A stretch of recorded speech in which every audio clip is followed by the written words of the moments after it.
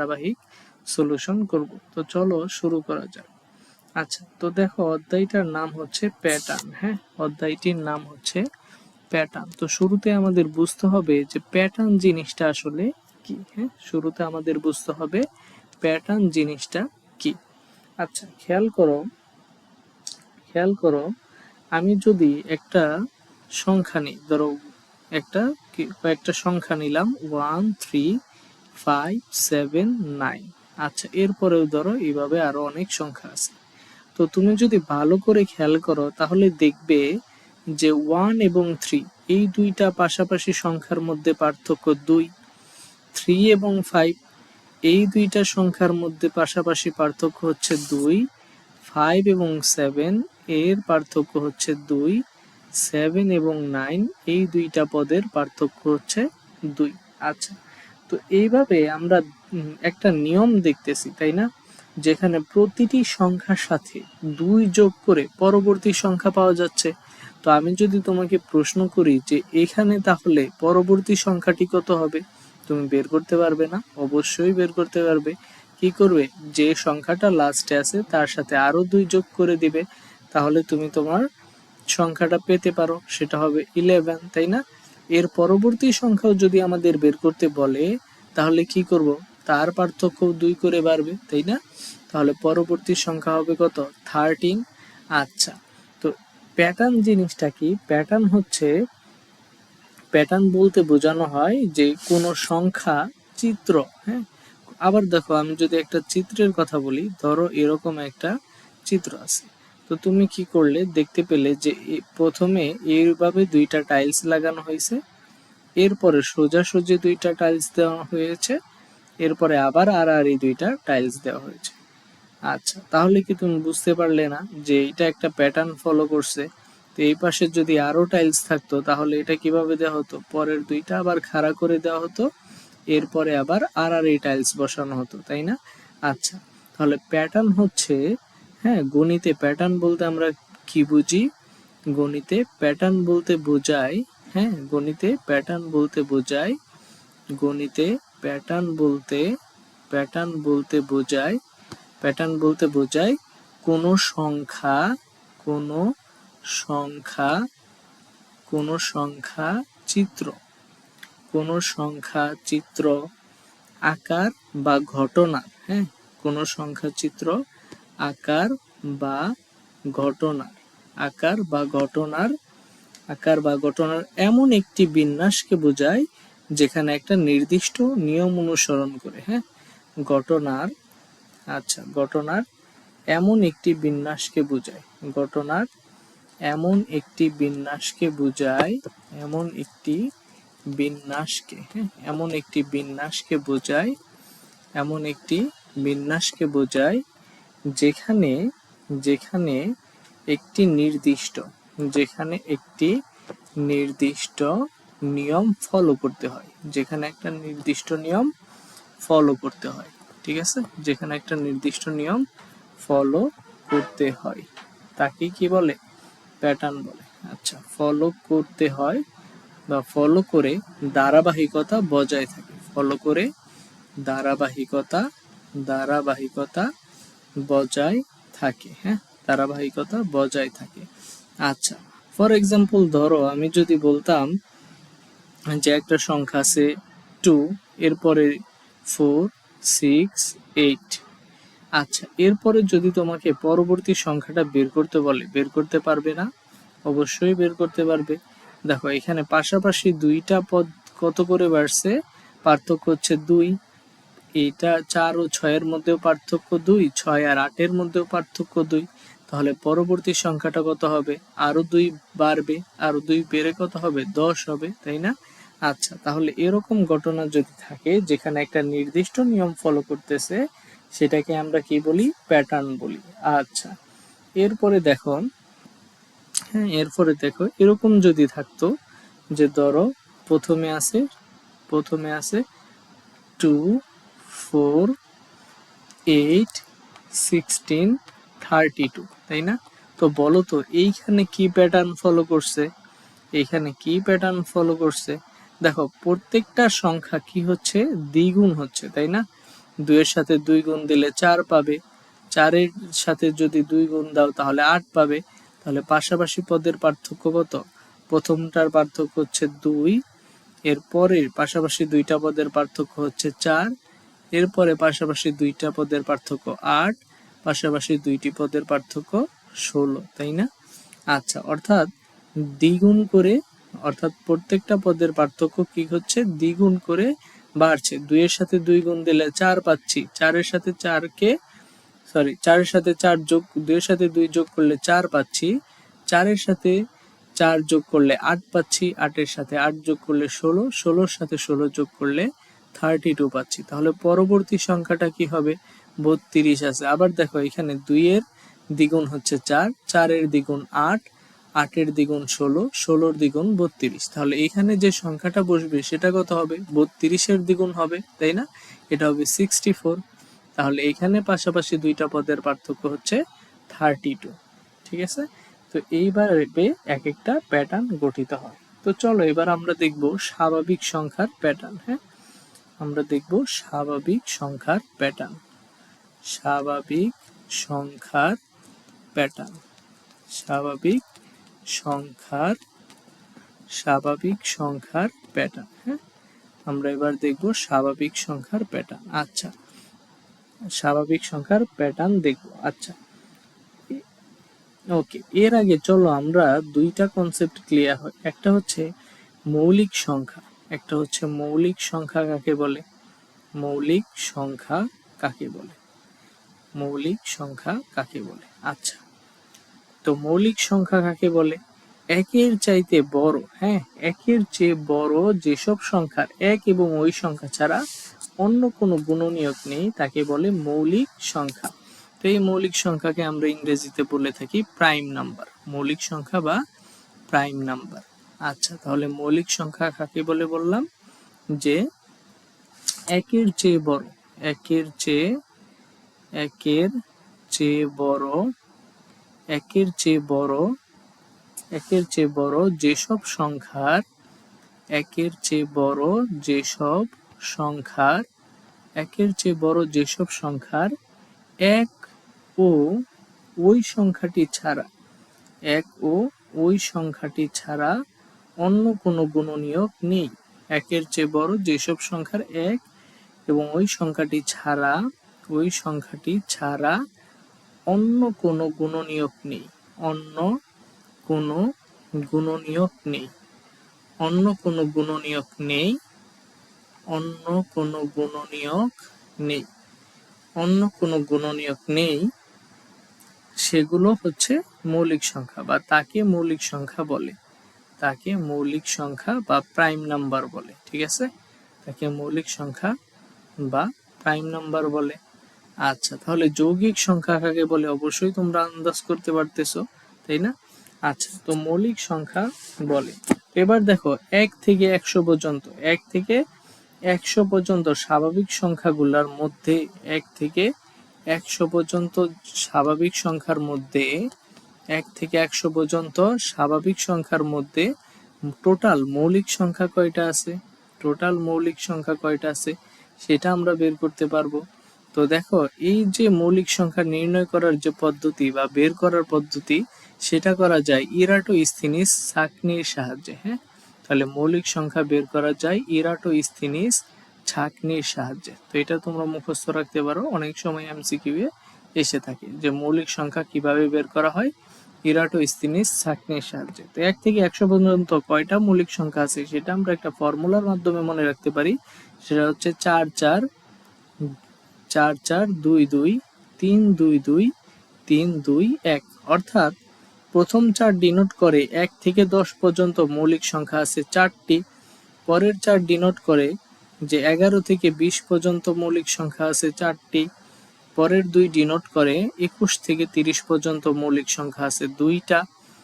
পরের 2 ডিনোট করে 31 থেকে 40 পর্যন্ত আছে 2টা।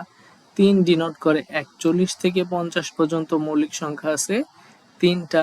2 ডিনোট করে 51 থেকে 60 পর্যন্ত মৌলিক সংখ্যা। এরপরে 61 থেকে 70, 71 থেকে 80, 81 থেকে 90, এবং 91 থেকে 100 পর্যন্ত মৌলিক সংখ্যা আছে একটা। তাহলে টোটাল মৌলিক সংখ্যা কয়টা? 1 থেকে 100 পর্যন্ত টোটাল মৌলিক সংখ্যা কয়টা? 4 4 8, 8 আর 2 10, 10 আর 2 হচ্ছে 12, 12 3 15, 17, 19, 19 20, 22, 25। ঠিক আছে, তাহলে 1 থেকে 100 পর্যন্ত 1 থেকে 100 পর্যন্ত টোটাল মৌলিক সংখ্যা আছে কয়টা? 1 থেকে 100 পর্যন্ত টোটাল মৌলিক সংখ্যা আছে 25টি। ঠিক আছে, আচ্ছা এরপরে খেয়াল করো, হ্যাঁ, আমরা সংখ্যা শ্রেণীর নির্দিষ্ট সংখ্যা নির্ণয়, এর পরবর্তী টপিক হচ্ছে সংখ্যা শ্রেণী। তো আমাদের নাম্বার অফ সিরিজ দেয়া থাকবে, অর্থাৎ অনেকগুলো সংখ্যার সিরিজ দেয়া থাকবে। তো আমরা সেই সংখ্যার সিরিজ থেকে বা শ্রেণী থেকে আমরা একটা নির্দিষ্ট সংখ্যা বের করা শিখব। তাহলে টপিকের নাম লেখো সংখ্যা শ্রেণীর নির্দিষ্ট সংখ্যা বের করতে হবে। নির্দিষ্ট সংখ্যা নির্ণয়, সংখ্যা শ্রেণীর নির্দিষ্ট সংখ্যা নির্ণয়। হ্যাঁ, সংখ্যা শ্রেণীর নির্দিষ্ট সংখ্যা নির্ণয়। ফর এক্সাম্পল ধরো একটা নাম্বার সিরিজ আছে এরকম, হ্যাঁ, নাম্বার সিরিজ আছে। তো এটা হচ্ছে তোমাদের বইয়ের উদাহরণ নাম্বার 1-এ দেওয়া আছে। হ্যাঁ, উদাহরণ 1-এ দেওয়া আছে। তো বলতেছে সংখ্যাগুলোর পরবর্তী দুইটা সংখ্যা বের করতে হবে। সংখ্যাগুলোর পরবর্তী দুইটি সংখ্যা বের করতে হবে। তাহলে কোশ্চেনটা হচ্ছে সংখ্যা শ্রেণীর পরবর্তী দুইটা সংখ্যা আমাদের বের করতে হবে। তো আমি যদি কোশ্চেনটা লিখি, বলছে সংখ্যা শ্রেণীর বা সংখ্যাগুলোর বলা আছে সংখ্যাগুলোর পরবর্তী দুইটি সংখ্যা বের করো। সংখ্যাগুলোর পরবর্তী দুইটি সংখ্যা বের করতে হবে। সংখ্যাগুলোর পরবর্তী দুইটি সংখ্যা নির্ণয় করো। আচ্ছা, সংখ্যাগুলোর পরবর্তী দুইটি সংখ্যা নির্ণয় করো। তো সংখ্যাগুলো এরকম আছে, প্রথমটা দিছে 3, 10, 17, 24, 31। আচ্ছা, তো দেখো তো এটা কোন প্যাটার্ন ফলো করে। তো আমরা যদি প্রথমে তালিকার পরপর দুইটা সংখ্যার পার্থক্য বের করি, তাহলে পার্থক্য হচ্ছে 7, এখানেও পার্থক্য 7, 17 আর 24 এখানেও পার্থক্য 7, 24 আর 7 এখানেও পার্থক্য হচ্ছে 7। তাহলে পরবর্তী দুইটা সংখ্যা আমরা কিভাবে পাবো বলো তো? হ্যাঁ, তো আমরা দেখতে পাচ্ছি যে পাশাপাশি দুইটা সংখ্যার পার্থক্য হচ্ছে 7, তাই না? তাহলে পরবর্তী দুইটা সংখ্যা হবে, পরবর্তী দুইটি সংখ্যা হবে, পরবর্তী দুইটি সংখ্যা হবে, পরবর্তী দুইটি সংখ্যা হবে। তাহলে পরবর্তী দুইটা সংখ্যা 31 এর সাথে যদি 7 যোগ করি তাহলে আসতেছে 38। 31 প্লাস 7 যদি করি তাহলে আসতেছে কত? 38। আচ্ছা, আবার 38 এর সাথে যদি 7 যোগ করি তাহলে পরবর্তী সংখ্যাটা পাবো, সেটা আসবে কত? 45, তাই না? তাহলে একটা হচ্ছে 31 প্লাস 7 38, আর একটা হচ্ছে 38 প্লাস 7 অর্থাৎ 45। ওকে, তো এটাই হচ্ছে আনসার। ওকে, এরপরে আসো উদাহরণ 2-এ। হ্যাঁ, উদাহরণ 2-এ, উদাহরণ 2। তো কি বলতেছে? বলতেছে সংখ্যাগুলোর পরবর্তী সংখ্যাটা বের করতে হবে। একটা সংখ্যা সিরিজ দেয়া আছে, তার পরবর্তী সংখ্যাটা বের করতে হবে। কোশ্চেনটা যদি আমরা তুলি তাহলে বলতেছে সংখ্যাগুলোর পরবর্তী সংখ্যাটি নির্ণয় করো। সংখ্যাগুলোর পরবর্তী সংখ্যাটি নির্ণয় করো। সংখ্যাগুলোর পরবর্তী সংখ্যাটি নির্ণয় করো। আচ্ছা, সংখ্যাগুলোর পরবর্তী সংখ্যাটি নির্ণয় করতে বলছে।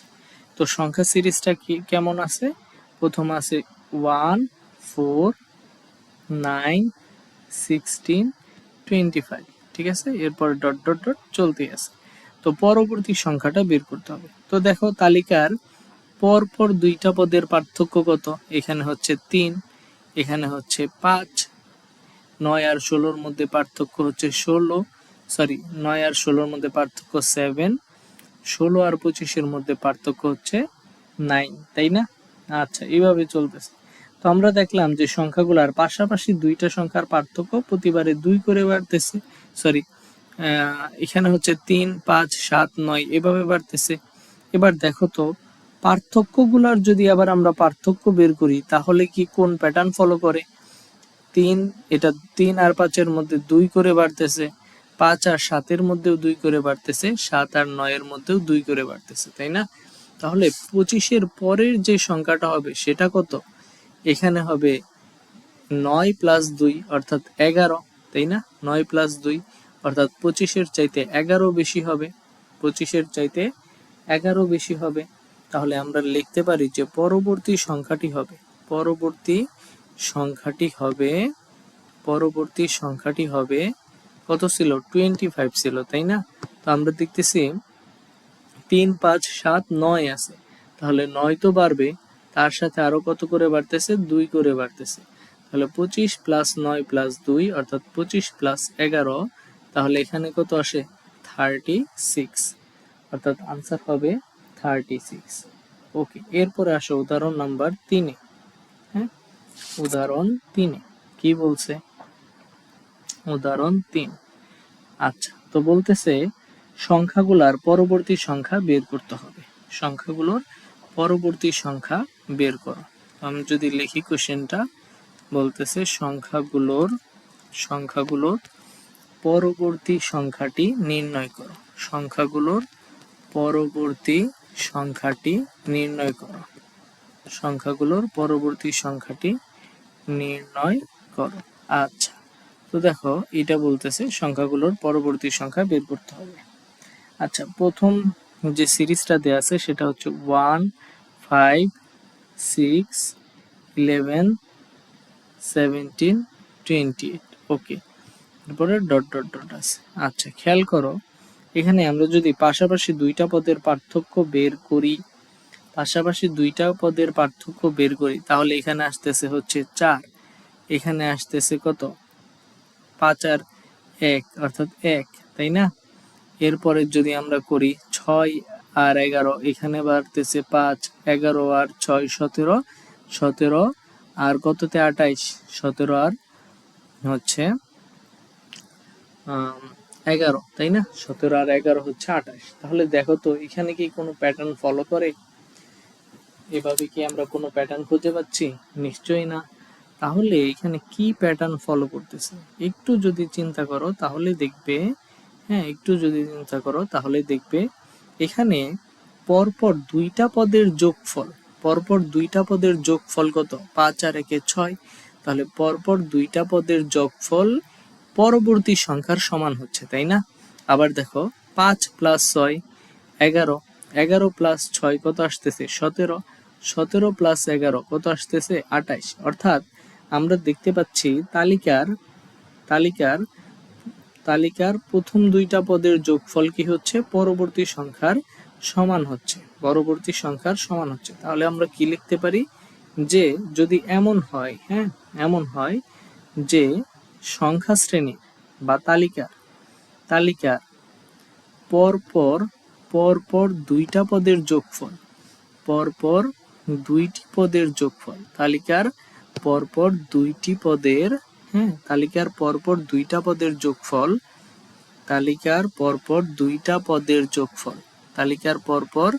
দুইটা পদের যোগফল পরবর্তী সংখ্যার সমান হচ্ছে, তাই না? তালিকার পরপর দুইটা পদের যোগফল পরবর্তী সংখ্যার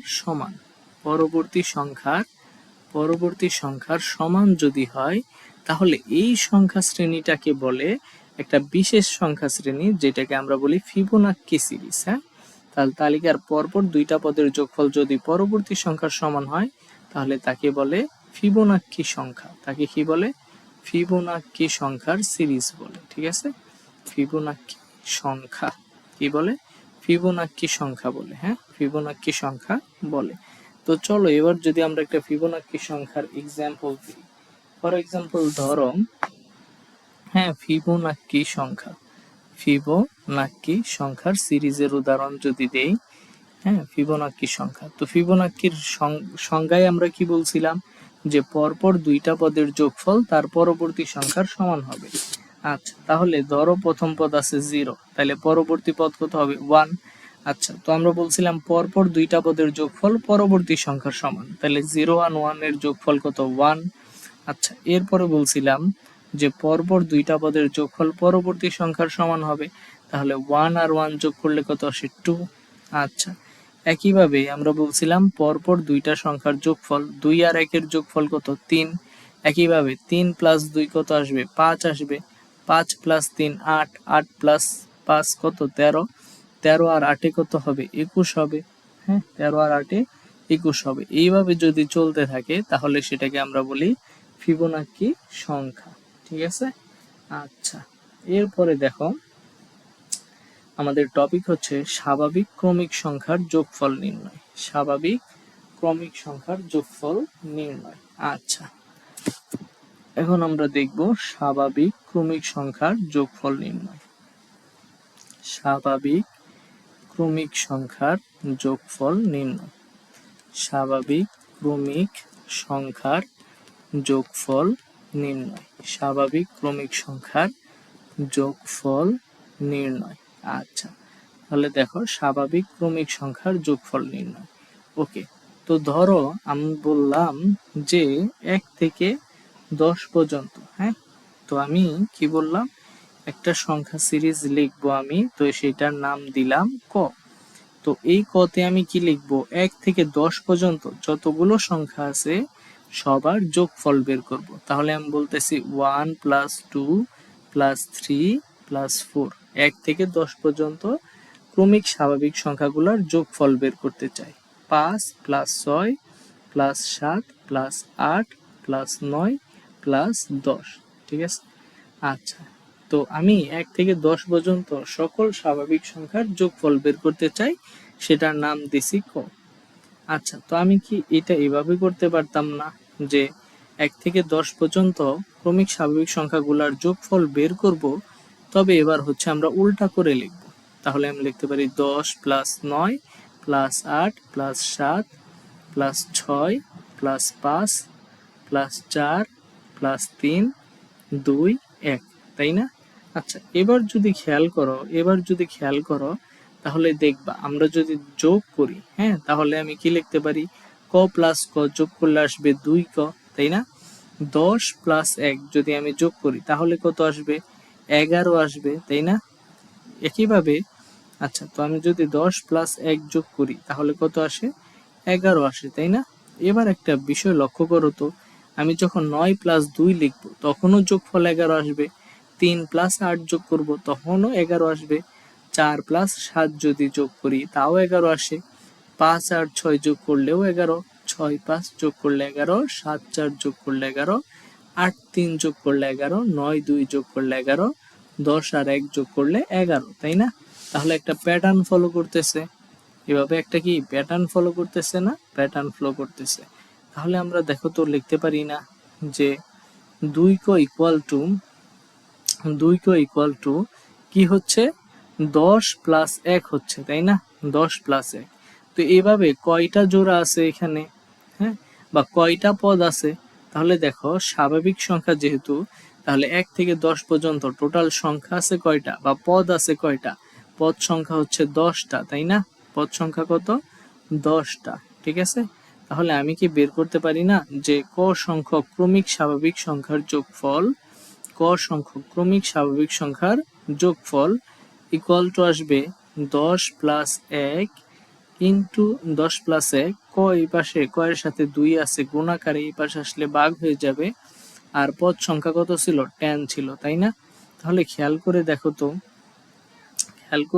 তো তাহলে যোগফল কত আসলো, ক সংখ্যক ক্রমিক স্বাভাবিক সংখ্যার যোগফল উপরে ছিল কত, 10 প্লাস 1 ডিভাইডেড বাই 2, আর এই পাশে ছিল পদ সংখ্যা, তাই না? তাহলে দেখো তো সূত্রটা কি দাঁড়াচ্ছে, সূত্রটা এরকম দাঁড়াচ্ছে না যে ক সংখ্যক ক্রমিক স্বাভাবিক সংখ্যার যোগফল, ক সংখ্যক ক্রমিক স্বাভাবিক সংখ্যার যোগফল নির্ণয়ের সূত্র কি, এটা কি ছিল, শেষ পদ না, শেষ পদ। তাহলে আমরা লিখতে পারি শেষ পদ প্লাস এইটা কি ছিল, প্রথম পদ। তাহলে শেষ পদ যোগ প্রথম পদ, হ্যাঁ, ডিভাইডেড বাই কত, 2 গুণন 10 কি ছিল, টোটাল পদ সংখ্যা। তাহলে ক সংখ্যক ক্রমিক স্বাভাবিক সংখ্যার যোগফল নির্ণয়ের সূত্র হচ্ছে শেষ পদ প্লাস প্রথম পদ, শেষ পদ প্লাস প্রথম পদ ডিভাইডেড বাই 2 গুণন পদ সংখ্যা। তো এইভাবে আমরা কি যে কোনো পদ সংখ্যা নির্ণয় করতে পারবো যদি সেটা ক্রমিক স্বাভাবিক সংখ্যার যোগফল নির্ণয় করতে বলে। তো ফর এক্সাম্পল তোমাদের কাজে বলছে 1 থেকে 15 পর্যন্ত ক্রমিক স্বাভাবিক সংখ্যাগুলোর যোগফল বের করতে। 1 থেকে 15 পর্যন্ত ক্রমিক স্বাভাবিক সংখ্যার যোগফল বের করতে পারবো না? অবশ্যই বের করতে পারবো। 1 থেকে 15 পর্যন্ত ক্রমিক স্বাভাবিক সংখ্যার যোগফল বের করো। ক্রমিক স্বাভাবিক সংখ্যার যোগফল। আচ্ছা, তো ধরো তোমারে বলছে যোগফল বের করতে বলছে, হ্যাঁ, ক সংখ্যক 1 থেকে 15 পর্যন্ত ক্রমিক স্বাভাবিক সংখ্যার যোগফল বের করতে বলছে। তাহলে তুমি সূত্রের সাহায্যে কি করতে পারো? তুমি বলতে পারো যে ক্রমিক স্বাভাবিক সংখ্যার যোগফল ক ইকুয়াল টু, হ্যাঁ, ক ইকুয়াল টু প্রথম পদ। তুমি শেষ পদ প্লাস প্রথম পদও বলতে পারো, বা প্রথম পদ প্লাস শেষ পদও বলতে পারো। তাহলে প্রথম পদ প্লাস শেষ পদ যদি আমি বলি, প্রথম পদ কত থাকবে? 1 থাকবে। শেষ পদ কত হবে? 15 হবে, তাই না? তাহলে শেষ পদ প্লাস প্রথম পদ ডিভাইডেড বাই 2 গুণন পদ সংখ্যা। 1 থেকে 15 পর্যন্ত টোটাল পদ কয়টা আছে? 15টা আছে, তাই না? তাহলে 15 আর 1 কত দাঁড়াচ্ছে? 16। তাহলে 16 ভাগ 2 কত? 8। তাহলে আনসার হবে 8 ইন্টু 15, হ্যাঁ, 8 ইন্টু 15। তো এটা যদি আমরা ক্যালকুলেট করি তাহলে চলো দেখি কত আসে, হ্যাঁ, 8 ইন্টু 15, তো এটা আসে 120। তাহলে 1 থেকে 15 পর্যন্ত ক্রমিক স্বাভাবিক সংখ্যার যোগফল হবে 120। আচ্ছা, তো একইভাবে এরপরে যদি আমরা আসি যে প্রথম 10টা বিজোড় স্বাভাবিক সংখ্যার যোগফল নির্ণয়।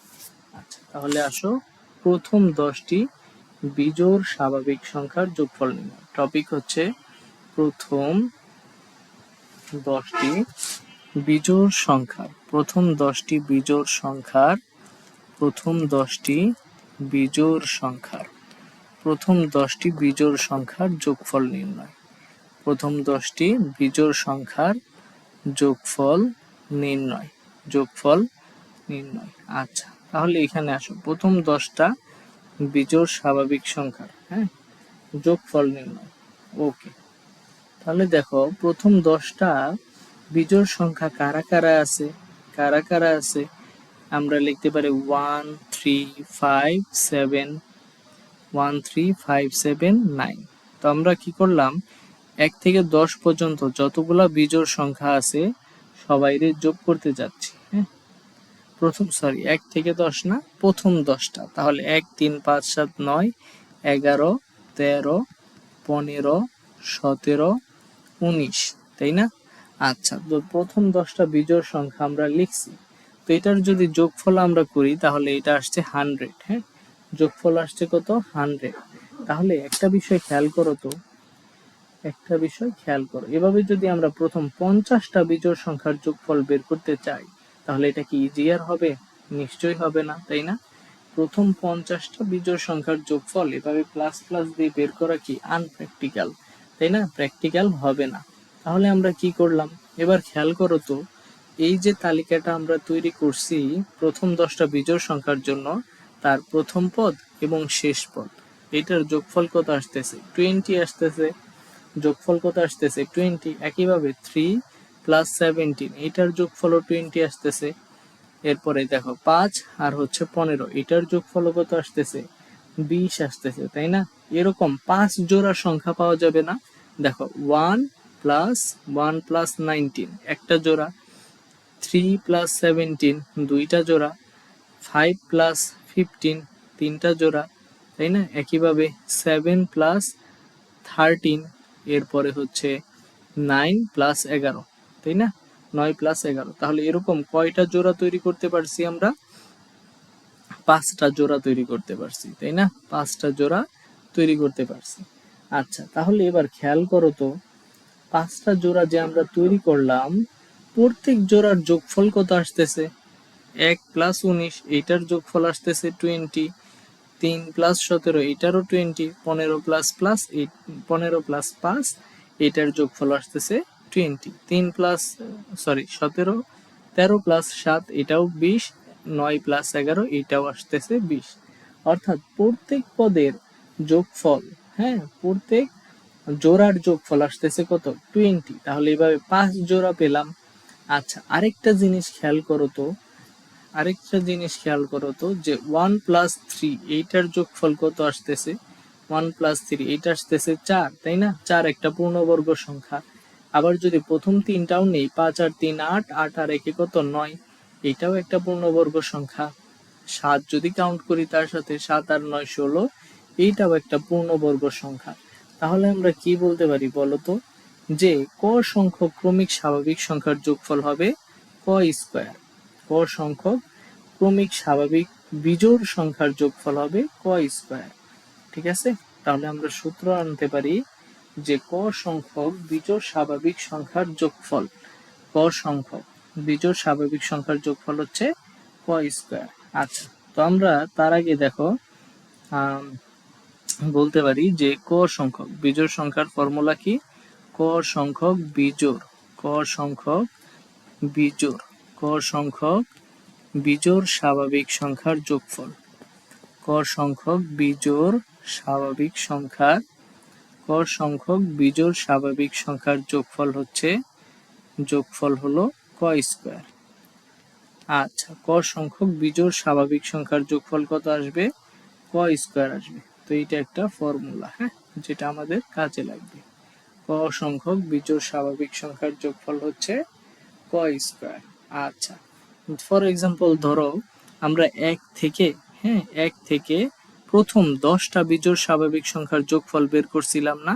বের করছিলাম। তো আমরা প্রথম 10টা বিজোড় স্বাভাবিক সংখ্যার যোগফল বের করছি এভাবে যোগ করে করে, তাই না?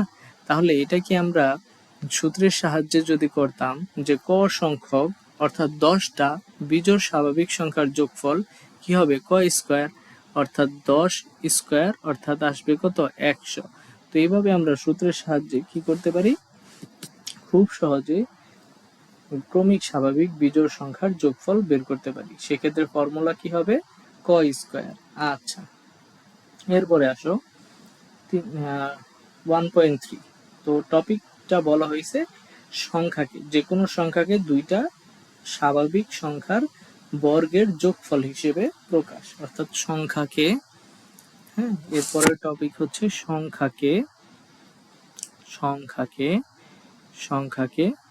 দুইটি বর্গের, হ্যাঁ, সংখ্যাকে দুইটি স্বাভাবিক সংখ্যার, সংখ্যাকে দুইটি স্বাভাবিক সংখ্যার, সংখ্যাকে দুইটি স্বাভাবিক সংখ্যার যোগফল আকারে প্রকাশ করতে হবে বা সমষ্টি, হ্যাঁ, সংখ্যাকে স্বাভাবিক সংখ্যার সমষ্টি রূপে প্রকাশ করতে হবে, সমষ্টি রূপে প্রকাশ।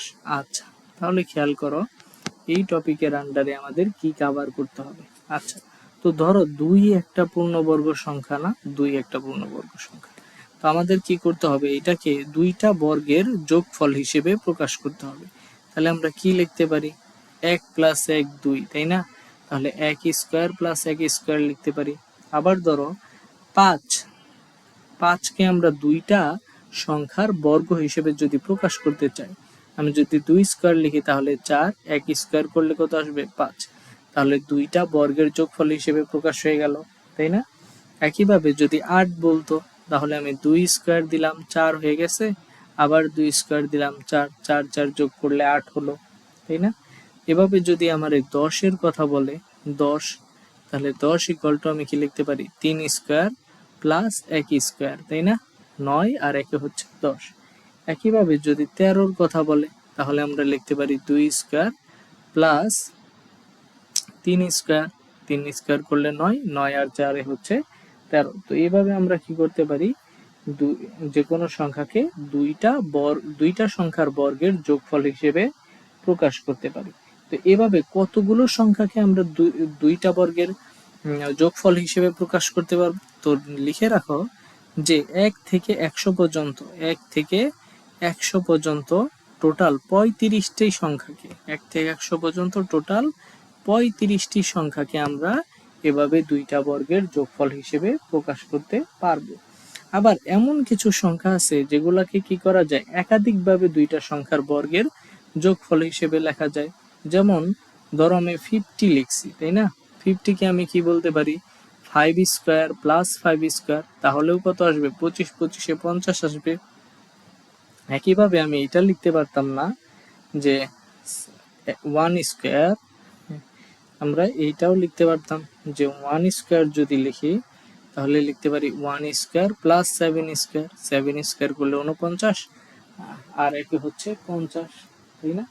ওকে, এরপরে আসো 65, এইটাকেও আমরা দুই ভাবে করতে পারি। আমি 1 স্কয়ার প্লাস 8 স্কয়ার লিখতে পারি, 8 স্কয়ার করলে 64 আর একে 65। আবার আমরা এটাও লিখতে পারি 4 স্কয়ার করলে 16, 7 স্কয়ার করলে হচ্ছে 49।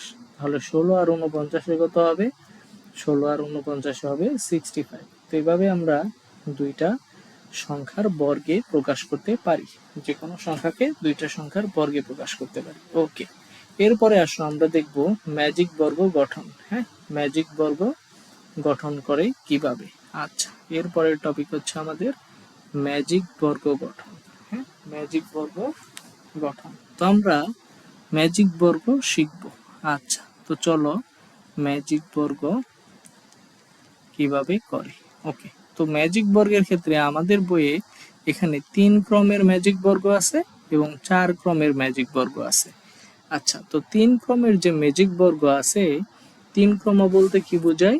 যে সারি হবে। হ্যাঁ, 3 ক্রমের ম্যাজিক বর্গ বলতে কি বোঝায়? বলতে বোঝায় যে সারি হবে 3টা, কলামও হবে 3টা। ঠিক আছে? তাহলে 3 ক্রমের ম্যাজিক বর্গের টোটাল ঘর সংখ্যা কয়টা? টোটাল গড় সংখ্যা কয়টা দেখো তো? 1টা 2টা 3টা 4টা 5টা 6টা 7টা 8টা 9টা, তাই না? তাহলে 3 ক্রমের ম্যাজিক বর্গের বৈশিষ্ট্য। হ্যাঁ, লেখো 3 ক্রমের ম্যাজিক বর্গের বৈশিষ্ট্য। 3 ক্রমের ম্যাজিক বর্গের বৈশিষ্ট্য। হ্যাঁ, 3 ক্রমের ম্যাজিক বর্গের বৈশিষ্ট্য। 1 নম্বর বৈশিষ্ট্য হচ্ছে যে এখানে টোটাল গড় সংখ্যা। হ্যাঁ, টোটাল গড় সংখ্যা হচ্ছে টোটাল গড় সংখ্যা। টোটাল গড় সংখ্যা কয়টা?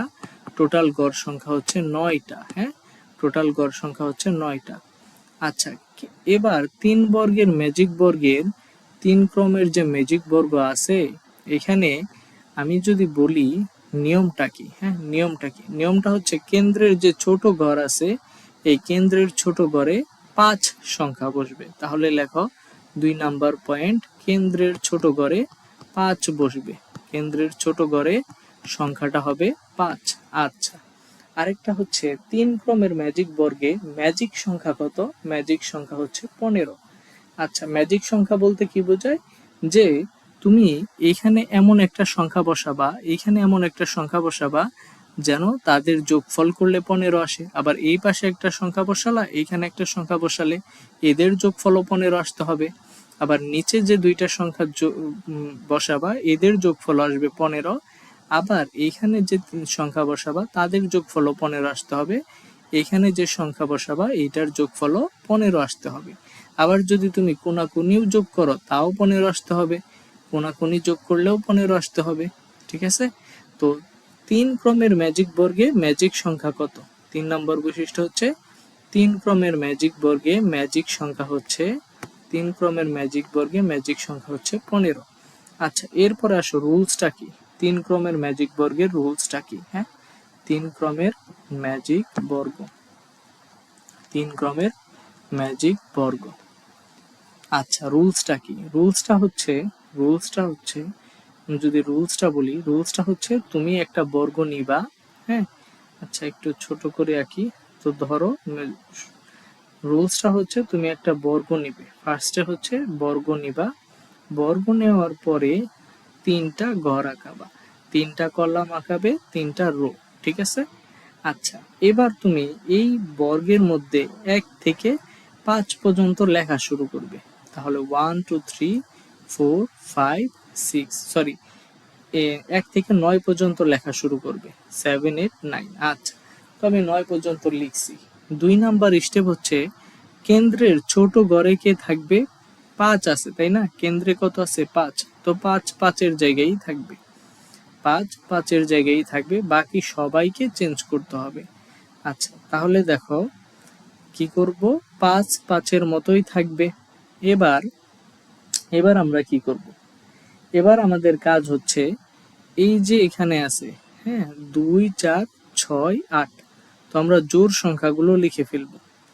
2 4 6 8, 2 4 6 8 জোড় সংখ্যাগুলো লিখে ফেলবো। ঠিক আছে, জোড় সংখ্যাগুলো লিখে ফেলবো এইভাবে গ্যাপ দিয়ে কোনাকুনি বরাবর, অর্থাৎ কোনাকুনি তো না, শেষ যে ঘরগুলো আছে ওগুলাতে আমরা কি করব 2 4 6 8 লিখে দিব, অর্থাৎ জোড় সংখ্যাগুলো হবে। হ্যাঁ, আচ্ছা, অর্থাৎ কর্ণ বরাবর আমি যদি বলি এই যে কর্ণ আছে, এটা একটা কর্ণ, তো কর্ণ বরাবর আমরা কি করব জোড় সংখ্যা লিখব। তাহলে 2 4 6 8 দাঁড়ালো।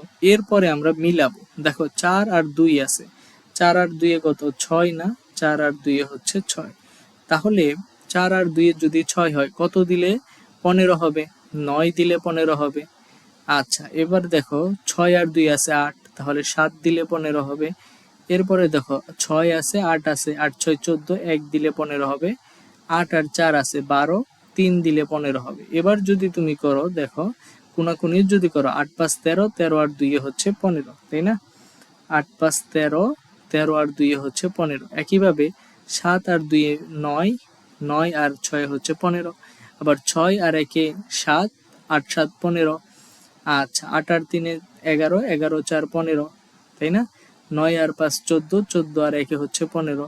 তো ম্যাজিক বর্গ হচ্ছে এভাবে, তুমি আড়াআড়ি কোনাকুনি যেভাবেই করো না কেন 3 ক্রমের ম্যাজিক বর্গে ম্যাজিক সংখ্যা আসবে কত 15 আসবে। ঠিক আছে, আচ্ছা এরপরে আসো 5 ক্রমের ম্যাজিক বর্গ, সরি 5 ক্রমের তো না, 4 ক্রমের ম্যাজিক বর্গ। আচ্ছা, তাহলে 4 ক্রমের ম্যাজিক বর্গের নিয়মটা কি? আচ্ছা, 4 ক্রমের ম্যাজিক বর্গের নিয়মটা কি? 4 ক্রমের ম্যাজিক বর্গ, 4 ক্রমের ম্যাজিক বর্গ, 4 ক্রমের ম্যাজিক বর্গ। ওকে, নিয়মটা হচ্ছে 4 ক্রম বলছে, তাই না? তাহলে 1 নাম্বার কাজ হচ্ছে 4 ক্রম যেহেতু বলছে, হ্যাঁ 4 ক্রম যেহেতু বলছে, আমি 1 নাম্বার স্টেপ লিখতেছি। হ্যাঁ, এটা হচ্ছে আমার 1 নাম্বার স্টেপ। 1 নাম্বার স্টেপে কি করব, আমি 4টা কলাম নিব, 4টা সারি নিব, 4টা কলাম নিব, 4টা সারি নিব। ঠিক আছে, তাহলে নিয়মটা হচ্ছে 4টা কলাম নিব, 4টা সারি নিব। আচ্ছা, 4টা কলাম এবং 4টা সারি নিলাম। আচ্ছা, তাহলে 16টা গড় হলো। তাহলে 4 ক্রমের ম্যাজিক বর্গের বৈশিষ্ট্য কি? টোটাল গড় হবে কয়টা? 16টা। এরপরে আমি 1 থেকে 16 পর্যন্ত লেখা শুরু করব। কি করব? 1 থেকে 16 পর্যন্ত লিখব। 1 2 3 4 5 6 7 8 9 10 11 12 13 14 15 16। ঠিক আছে, আচ্ছা 16টা ঘরে আমি 16 পর্যন্ত লিখছি। ঠিক আছে, এরপরে আমাদের কাজ কি? এরপরের কাজ হচ্ছে আমাদের ডায়াগোনাল লাইন বরাবর, অর্থাৎ কর্ণ বরাবর যারা আছে তাদেরকে মুছে ফেলতে হবে। কর্ণ বরাবর যারা আছে তাদেরকে মুছে দিব। ঠিক আছে, তাহলে 2 নাম্বার স্টেপ হচ্ছে, 2 নাম্বার স্টেপ হচ্ছে আমি আবার 16টা ঘর নিলাম, আবার 16টা ঘর নিলাম, হ্যাঁ আবার 16টা ঘর নিলাম। এবার কর্ণ বরাবর দেখো তো কারা আছে, কর্ণ বরাবর কারা আছে। আচ্ছা, তো আমি যদি একটা কর্ণ আঁকাই তাহলে দেখো কর্ণ বরাবর যারা আছে তাদেরকে বাদ দিব, কর্ণ বরাবর যারা আছে তাদেরকে বাদ দিব। এরা কর্ণ বরাবর আছে তাইলে এরা বাদ, তাহলে থাকে কে? 2 3, এই পাশে থাকে 5 8, তাহলে 2 3 5 8, এই পাশে থাকে 9 12, তাহলে 9 12। এরপরে দেখো কত থাকে 14 15, তাহলে এখানে হবে 14 15। আচ্ছা, তাহলে এটা হচ্ছে আমাদের 2 নাম্বার স্টেপ, এটা হচ্ছে 2 নাম্বার স্টেপ। আচ্ছা, 3 নাম্বার স্টেপ খেয়াল করো, 3 নাম্বার স্টেপটা খেয়াল করো, 3 নাম্বার স্টেপটা খেয়াল করো। 3 নাম্বার স্টেপটা হচ্ছে এরকম যে আমি আবার গড় নিলাম, আবার গড় নিলাম, হ্যাঁ আবার গড় নিব, আবার গড় নিব, 16টা গড় নিব। আচ্ছা, তো 16টা গড় নিলাম, তো এখানে কে ছিল? 2 3 5 8 ছিল, তাই না? 2 3, এখানে ছিল 5 8, হ্যাঁ এরপর ছিল 9 12, 9 ছিল, 12 ছিল। এরপরে এখানে কত ছিল? 14 15 ছিল। ঠিক আছে না, 14 ছিল আর 15 ছিল।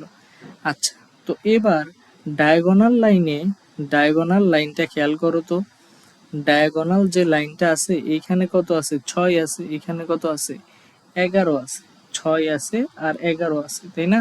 তাহলে 6 যেখানে আছে 6 জায়গায় যাবে। আচ্ছা, তো এইখানে খেয়াল করো যে কেন্দ্রে যে ছোট বর্গ আছে এটা কি একটা ছোট বর্গ না? এই ছোট বর্গতে কি ডায়াগোনাল লাইন আছে না? ডায়াগোনাল লাইন আছে।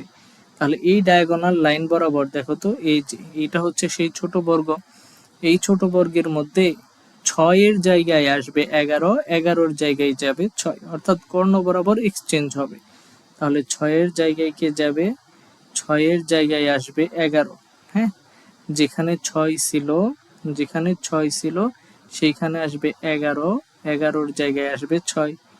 একইভাবে এখানে আছে 10 আর এখানে আছে কত, সরি এখানে আছে 7, এখানে আছে 10, তাহলে ইন্টারচেঞ্জ ঘটবে।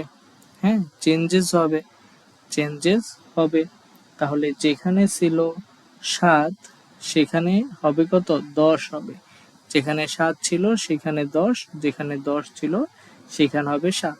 আবার দেখো তো এইখানে কি আছে, এখানে আছে কত, 1, কর্ণ বরাবর এখানে আছে 1, এখানে আছে 16, তাহলে 1 জায়গায় 16 যাবে, 16 জায়গায় 1 আসবে, তাহলে এখানে হবে 16, এখানে হবে 1। একইভাবে এখানে আছে কত, 4, আর এখানে কত আছে, 13 আছে, তাহলে 13 আর 4 রিপ্লেস করবে, 13 এখানে আসবে, 4 এখানে আসবে। এবার তুমি যদি উপর নিচ কোণাকুণি যেভাবেই যোগফল করো না কেন, 4 ক্রমের ম্যাজিক বর্গে ম্যাজিক সংখ্যা হবে 34। ঠিক আছে, 16 আর 2 18, 18 আর 3 হচ্ছে 21, 21 আর 3 24, 24 10 34। তো এইভাবে এই লাইন বরাবর যদি করো তাও 34 আসবে, এই লাইন বরাবর যোগফল করলে তাও 34 আসবে, এভাবে করলেও 34 আসবে। এমনকি আমরা যদি উপর থেকে নিচ পর্যন্ত করি তাহলেও সংখ্যাটা আসবে কত, 34 আসবে। হ্যাঁ, এভাবেও যদি করি তাহলেও কত আসবে, 34। কোণাকুণিও করলে যোগফল আসবে 34। ঠিক আছে। আচ্ছা, এরপরে আসো, তাহলে আমাদের 3 ক্রমের ম্যাজিক বর্গ এবং 4 ক্রমের ম্যাজিক বর্গ শেষ হলো। আচ্ছা, এরপরে আসো, আমাদের বলছে সংখ্যা নিয়ে খেলা। হ্যাঁ, এরপরে আমাদের টপিক হচ্ছে সংখ্যা নিয়ে খেলা। তো চলো দেখি এই টপিকে কি বলা হয়েছে।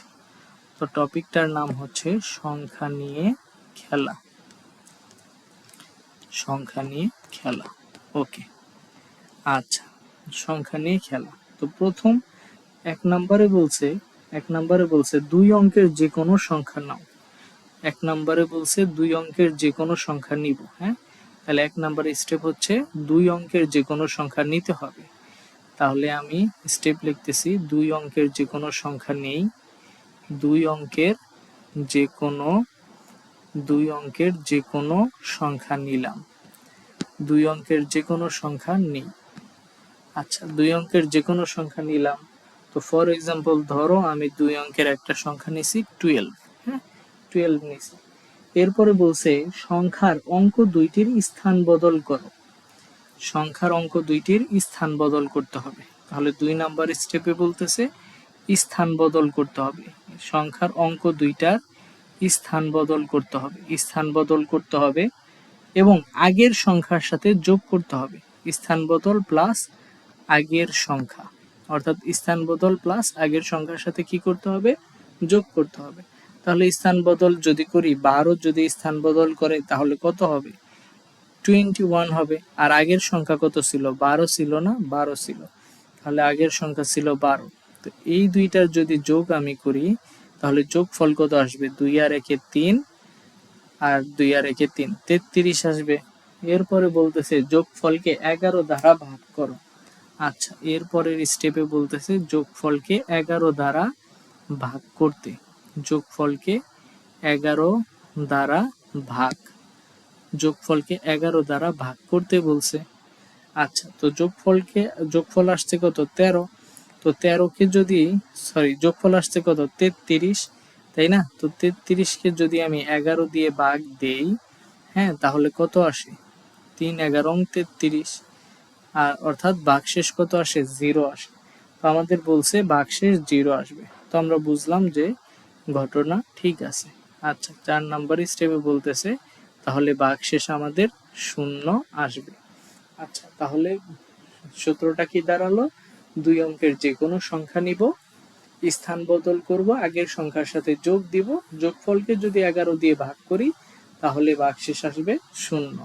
ওকে, এরপরে আসো 2 নম্বরে বলতেছে দুই অঙ্কের যে কোনো সংখ্যার অঙ্ক দুইটির স্থান পরিবর্তন করো। আচ্ছা, তাহলে এখানেও আমাদের সেম, দুই অঙ্কের যে কোনো সংখ্যা নিতে হবে। দুই অঙ্কের যে কোনো সংখ্যা, দুই অঙ্কের যে কোনো সংখ্যার স্থান বদল করতে হবে। দুই অঙ্কের যে কোনো সংখ্যার স্থান বদল, দুই অঙ্কের যে কোনো সংখ্যার আমরা কি করব? স্থান বদল করব।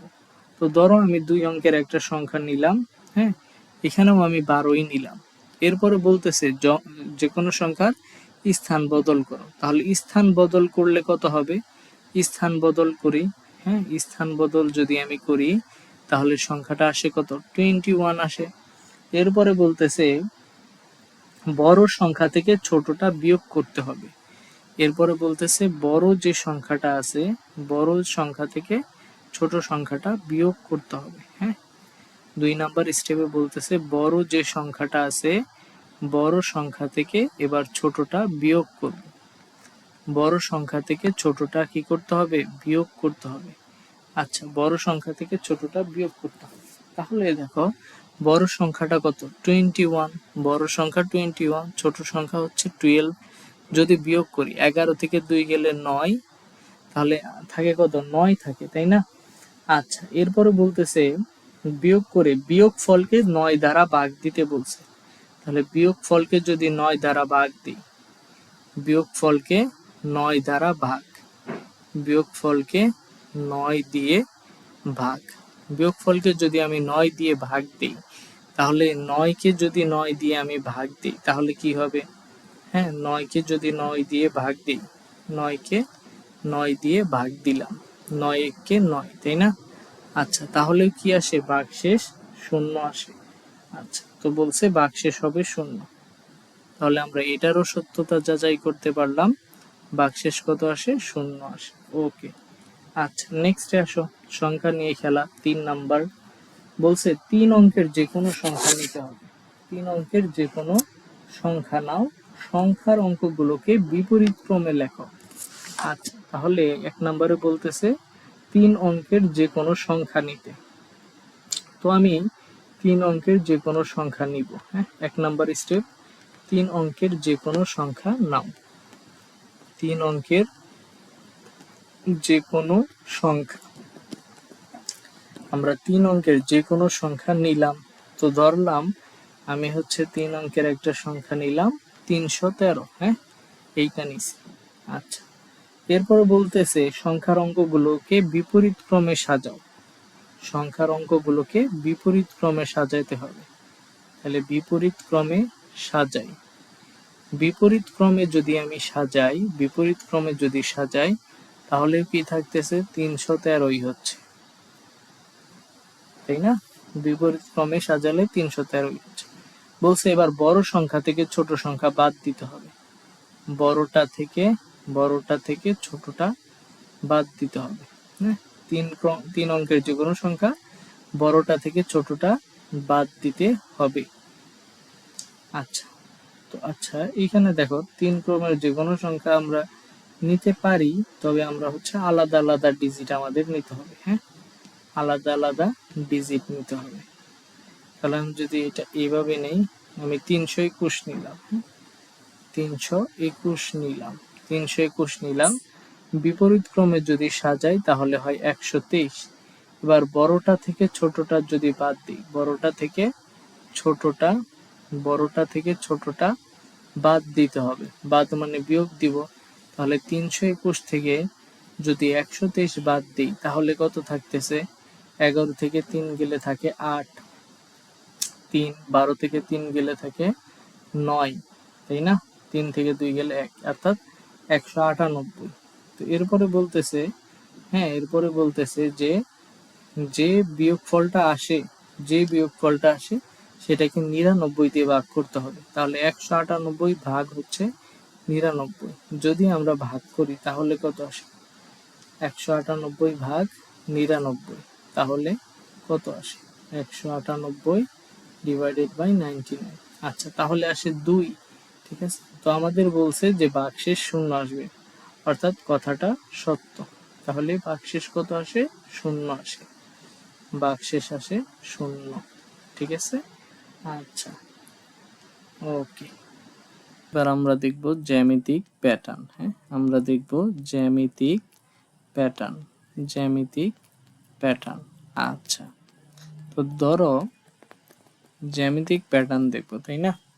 আচ্ছা, ধরো এখানে একটা চিত্র আছে, এখানে একটা এরকম চিত্র আছে, একটা কাঠি, এরপরে 2 নাম্বার কাঠি, 3 নাম্বার কাঠি, 4 নাম্বার কাঠি। এরপরে ধরো আরেকটা চিত্র দিল, এখানেও একটা কাঠি, 2টা কাঠি, 3টা কাঠি, 4টা কাঠি, 5টা কাঠি, 6টা কাঠি, 7টা কাঠি। আচ্ছা, এরপরে আসো 3 নাম্বার যে চিত্র আছে এটা এরকম দেওয়া আছে, একটা কাঠি, 2টা, 3টা, 4টা, 5টা, 6টা, 7টা, 8টা, 9টা, 10টা। ওকে, তো দেখো তো এই যে জ্যামিতিক প্যাটার্ন তৈরি হলো, এই জ্যামিতিক প্যাটার্নে কোনো মিল খুঁজে পাচ্ছ কিনা? জ্যামিতিক প্যাটার্নে কোনো মিল খুঁজে পাচ্ছ কিনা? তো দেখো প্রথম যে চিত্র আছে এখানে কাঠি কয়টা আছে? 1টা, 2টা, 3টা, 4টা, তাহলে কাঠির সংখ্যা হচ্ছে 4। দ্বিতীয় চিত্রে কাঠি কয়টা আছে? 1টা, 2টা, 3টা, 4টা, 5টা, 6টা, 7টা। দ্বিতীয় চিত্রে টোটাল কাঠি আছে 7টা। তাহলে একইভাবে তৃতীয় চিত্রে কাঠির সংখ্যা আছে কয়টা? 10টা আছে, তাই না? আচ্ছা, তাহলে এই জ্যামিতিক প্যাটার্নে আমরা কোনো মিল লক্ষ্য করতেছি কিনা? আচ্ছা, মিলটা হচ্ছে দেখো কাঠির সংখ্যা পাশাপাশি 2টা পদের পার্থক্য হচ্ছে 3 করে বাড়তেছে, তাই না? 3 করে বাড়তেছে। তাহলে তোমারে যদি বলা হয় এভাবে যে চিত্রগুলা গঠিত হবে, সেই চিত্রে ধরো এটা তো 1 নম্বর চিত্র, তাই না? এটা হচ্ছে প্রথম চিত্র, এটা হচ্ছে প্রথম চিত্র, এটা হচ্ছে তোমার দ্বিতীয় চিত্র, এটা হচ্ছে তৃতীয় চিত্র। তো তোমাকে যদি বলা হয় যে চতুর্থ চিত্রে কাঠির সংখ্যা কত হবে, বের করতে পারবে না? অবশ্যই বের করতে পারবে। তখন কি করবে? 10টা কাঠি আছে, তাহলে চতুর্থ চিত্রে কাঠির সংখ্যা আরো 3 বাড়বে, 13 হবে। যদি পঞ্চম চিত্র বলতো তাহলে কাঠির সংখ্যা কি করতে? 13 প্লাস আরো 3 যোগ করতে 16 হতো, তাই না? কিন্তু ধরো তোমাকে বলল যে 100তম চিত্রে কাঠির সংখ্যা কত হবে, তখন তো তোমার পক্ষে এভাবে 3 যোগ যোগ করে করা পসিবল না, তাই না? তাহলে এই সমস্যা সমাধানের জন্য আমরা যেটা করি সেটা হচ্ছে এই জ্যামিতিক প্যাটার্নের একটা বীজগণিতীয় রাশি বের করি। হ্যাঁ, একটা কি বের করি? বীজগাণিতীয় রাশি বের করি। তো এই বীজগাণিতীয় রাশিটা কিভাবে গঠিত হয়? বীজগাণিতীয় রাশি বের করি। আচ্ছা, তো চলো এবার আমরা দেখব যে কিভাবে বীজগণিতীয় রাশি বের করতে হয়। আচ্ছা, আগের মতোই চিন্তা করো যে আমরা প্রথম চিত্রে কাঠির সংখ্যা পেয়েছিলাম 4টা, দ্বিতীয় চিত্রে পেয়েছিলাম 7টা, তৃতীয় চিত্রে কাঠির সংখ্যা পেয়েছিলাম 10টা, তাই না? তো এইভাবে আমরা চাচ্ছি যে 100তম চিত্রে কাঠির সংখ্যা কয়টা হবে। আচ্ছা, আমরা এটাও বলেছিলাম এটা হচ্ছে আমার প্রথম চিত্রে কাঠির সংখ্যা, প্রথম চিত্রে কাঠির সংখ্যা হচ্ছে 4। এটা হচ্ছে দ্বিতীয় চিত্রের কাঠির সংখ্যা, দ্বিতীয় চিত্রের কাঠির সংখ্যা। এটা হচ্ছে আমার তৃতীয় চিত্রের কাঠির সংখ্যা, তৃতীয় চিত্রের কাঠির সংখ্যা। তো তোমার বললো এভাবে যেতে যেতে 100তম যে চিত্রটা আছে, এই 100তম চিত্রে কাঠির সংখ্যা কত হবে? 100তম চিত্রে কাঠির সংখ্যা কত? 100তম চিত্রে কাঠির সংখ্যা কত? আচ্ছা, তো এভাবে আমরা যদি করি তাহলে 100তম চিত্রে কাঠির সংখ্যা বের করার জন্য আমাদের কি দরকার পড়বে? একটা মিল দরকার পড়বে, তাই না? তো সেটা হচ্ছে আমরা বীজগণিতীয় রাশির মাধ্যমে করে থাকি। তাহলে দেখো এখানে পার্থক্য 3, এইখানে পার্থক্য হচ্ছে 3। আচ্ছা, এবার আমরা কি করব? বীজগণিতীয় রাশি তৈরি করব। বীজগণিতীয় রাশি বের করার নিয়মটা কি? বীজগণিতীয় রাশি হচ্ছে, নিয়মটা হলো তুমি প্রথমে বের করবে যে পার্থক্য কত। দেখো দেখো পাশাপাশি 2টা পদের পার্থক্য কত আছে? 3। পার্থক্য যত তত ক লিখবে। তো তো এখানে পার্থক্য 3 ছিল, এর জন্য আমি 3 ক লিখলাম। আচ্ছা, এবার দেখো প্রথম চিত্রের জন্য ক এর মান হবে 1। প্রথম চিত্রের জন্য ক এর মান যদি 1 বসাও তাহলে 3 ইন্টু 1 কত আসলো? 3টা। কিন্তু প্রথম চিত্রে কাঠির সংখ্যা কয়টা ছিল? 4টা। তো তুমি যদি 3 ক পেলে, তাই না? প্রথম চিত্রের জন্য ক এর মান 1, তাহলে 3 ইন্টু 1। এরপরে বলো তো প্রথম পদটা যদি তুমি পেতে চাও তাহলে তোমাকে কত যোগ করতে হবে বা কত বিয়োগ করতে হবে? তো আমি যদি 1 যোগ করি তাহলে দেখো 3 1 কে 3 প্লাস 1, তাহলে প্রথম চিত্রের কাঠির সংখ্যা পাই। একইভাবে আমি যদি তাহলে বীজগণিতীয় রাশিটা এইভাবে গঠিত হয়। তাহলে এই চিত্রের জন্য বীজগণিতীয় রাশি কোনটা? 3 ক প্লাস 1। তো দেখো এভাবে এই বীজগণিতীয় রাশি দিয়ে আমি 2 নাম্বার চিত্রের কাঠির সংখ্যা পাই কিনা। আচ্ছা, তাহলে বীজগণিতীয় রাশি ছিল 3 ক প্লাস 1। আচ্ছা, তাহলে 2 নাম্বার চিত্রের জন্য ক এর মান কত হবে? 2 নাম্বার চিত্রের জন্য ক এর মান হচ্ছে 2, তাহলে 3 ইন্টু 2 প্লাস 1। তাহলে দেখো 3 দুগুণে 6 আর 1 7, তাহলে দ্বিতীয় চিত্রের কাঠির সংখ্যাও পেলাম। একইভাবে দেখো তো এই বীজগণিত রাশি দ্বারা তৃতীয় চিত্রের কাঠির সংখ্যাটা আমরা পাই কিনা। 3 ক প্লাস 1, তাহলে 3 নাম্বার চিত্রের জন্য ক এর মান কত হবে? 3 হবে, তাহলে 3 ইন্টু 3 প্লাস 1, 3 তিরিকে 9 আর 1 10। অর্থাৎ আমাদের যে বীজগণিত রাশিটা আমরা বের করছি সেটা কি অ্যাকিউরেট রেজাল্ট দিচ্ছে, তাই না? তাহলে বলো তো 100তম চিত্রে কাঠির সংখ্যা কত হবে? 100তম চিত্রে কাঠির সংখ্যা কত হবে? 100তম চিত্রে কাঠির সংখ্যা কত? 100তম চিত্রে কাঠির সংখ্যা কত হবে? আচ্ছা, এটাও আমরা বের করতে পারবো। শুরুতে আমরা বীজগণিত রাশিটা লিখব 3 ক প্লাস 1। 100তম চিত্রের জন্য ক এর মান কত হবে? 100 হবে, তাহলে 3 ইন্টু 100 প্লাস 1, তাহলে আসে কত? 301। সুতরাং 100তম চিত্রের কাঠির সংখ্যা হবে 301টি। তো এইভাবে আমরা জ্যামিতিক প্যাটার্ন ব্যবহারের সাহায্যে ম্যাথমেটিক্যাল প্রবলেমগুলো সলভ করতে পারি। আচ্ছা, তো চলো আরেকটা জ্যামিতিক প্যাটার্ন আমরা দেখি। আরেকটি জ্যামিতিক প্যাটার্ন দেখি। ওকে, ধরো এরকম একটা চিত্র আছে, কাঠির সংখ্যা 2টা 3টা 4টা। আচ্ছা, যদি আরেকটু বড় করে আঁকাই, একটা কাঠি 2টা কাঠি 3টা কাঠি 4টা 5টা 6টা কাঠি আছে। তো দ্বিতীয় চিত্রে কাঠির সংখ্যা আছে 1টা 2টা 3টা 4টা 5টা 6টা। আচ্ছা, এরপরে ধরো এরকম আছে, এরকম আছে। আচ্ছা, এরপরে ধরো পরের চিত্রটা এরকম আছে, বাড়তেছে। আচ্ছা আচ্ছা, তো এইটা যদি তুমি লক্ষ্য করো তাহলে দেখবে প্রথম চিত্রে কাঠির সংখ্যা আছে কয়টা? 1টা 2টা 3টা 4টা 5টা 6টা। প্রথম চিত্রে কাঠি আছে টোটাল 6টা। হ্যাঁ, প্রথম চিত্রে কাঠির সংখ্যা 6টা। দ্বিতীয় চিত্রে কাঠির সংখ্যা কয়টা আছে? 1টা 2টা 3টা 4টা 5টা 6টা, 7টা 8টা 9টা 10টা 11টা, 11টা আছে। তৃতীয় চিত্রের যদি কাঠির সংখ্যা গুনো তাহলে তুমি পাবে 16টা। আচ্ছা, তাহলে এই জ্যামিতিক প্যাটার্নের যদি তোমার বীজগণিতীয় রাশি বের করতে বলে, পারবা না বের করতে? বীজগণিতীয় রাশি কিভাবে বের করব? যত পার্থক্য তত ক। পার্থক্য কত করে আছে? 5 করে আছে। পার্থক্য কত করে আছে? 5 করে আছে। যেহেতু 5 করে পার্থক্য, আমরা লিখব 5 ক। প্রথম রাশির জন্য ক এর মান কত? 1। আচ্ছা, তাহলে দেখো প্রথম রাশির জন্য ক এর মান যদি 1 বসাই তাহলে 5 1 5, কিন্তু প্রথম চিত্রে কাঠির সংখ্যা আছে 6টা, তাহলে এটার সাথে আরো 1 যোগ করে দিব। তাহলে দেখো এবার প্রথম চিত্রের কাঠির সংখ্যা পাই কিনা। 5 1 5 প্লাস 1 6। আচ্ছা, এরপরে দেখো দ্বিতীয় চিত্রের জন্য যদি আমরা বের করি, বীজগণিত রাশি তো সবার জন্য সেমই হবে, তাই না?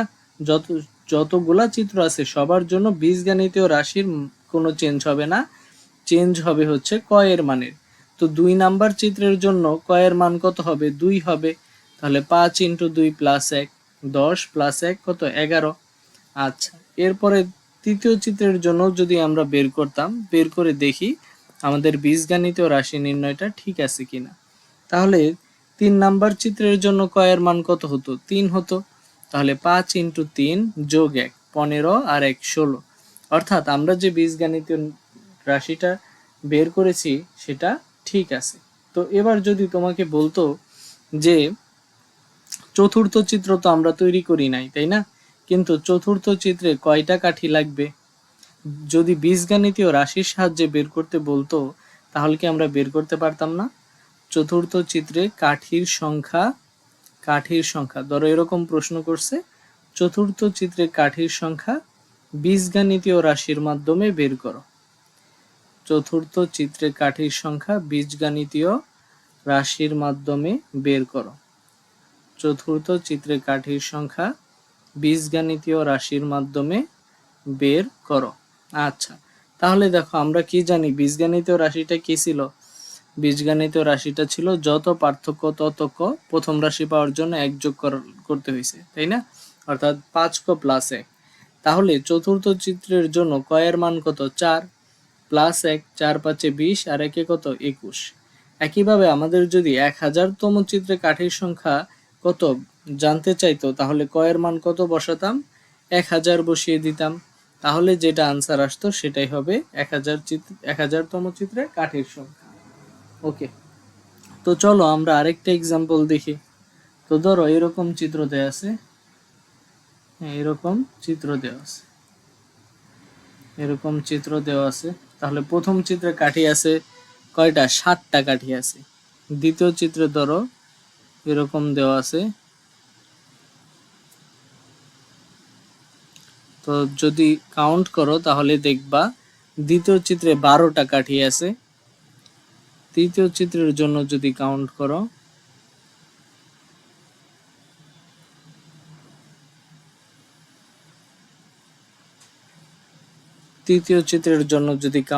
তাহলে দেখবে 17টা কাঠি আছে। তাহলে প্রথম চিত্রে আছে 7টা কাঠি, দ্বিতীয় চিত্রে 12টা কাঠি, তৃতীয় চিত্রে 17টা কাঠি আছে। আচ্ছা, তো তোমাকে যদি বলা হয় যে তাহলে চতুর্থ চিত্রে কাঠি কত হবে, বের করতে পারবা? পার্থক্য কত করে হচ্ছে, 5 করে হচ্ছে, তাই না? তাহলে চতুর্থ চিত্রে বললে তুমি এভাবেই বের করতে পারো যে 17 প্লাস 5 অর্থাৎ 22টা কাঠি হবে। কিন্তু তোমাকে যদি বলে যে বীজগাণিত রাশি নির্ণয় করার মাধ্যমে চতুর্থ চিত্রে কাঠির সংখ্যা বের করো, তাহলে তোমাকে আগে বীজগাণিত রাশিটা বের করে নিতে হবে। তাহলে বীজগাণিতীয় রাশিটা কি হবে? তো এইটার জন্য যদি বীজগাণিতীয় রাশিটা আমরা বের করি, বীজগাণিতীয় রাশি, আচ্ছা খেয়াল করো, যত পার্থক্য তত ক, পার্থক্য হচ্ছে 5, তাহলে 5 ক। আচ্ছা, ক এর মান প্রথম চিত্রের জন্য ক এর মান কত, 1, তাহলে 5 ইন্টু 1। এবার দেখো প্রথম চিত্রে কাঠি আছে 7টা, আমরা পাইছি 5টা, তাহলে এই বীজগাণিত রাশির সাথে কত 2 যোগ করতে হবে, তাহলে আমরা পেলাম 7টা। একইভাবে এবার তাহলে আমাদের বীজগাণিত রাশিটা বের হয়েছে 5 ক প্লাস 2। আচ্ছা, তো এবার যদি আমাদের চতুর্থ চিত্রে কাঠির সংখ্যা বের করতে বলে, চতুর্থ চিত্রে কাঠির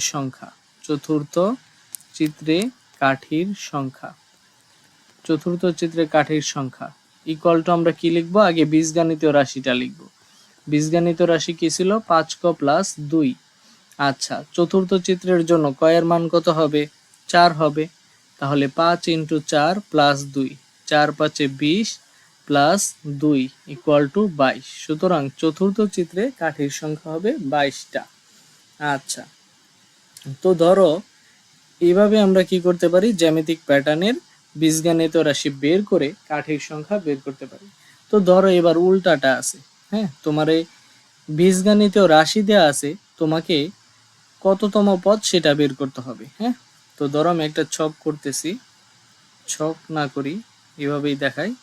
তো ধরো তোমার একটা বীজগাণিতীয় রাশি দেওয়া আছে, রাশিটা হচ্ছে 2 ক প্লাস 1।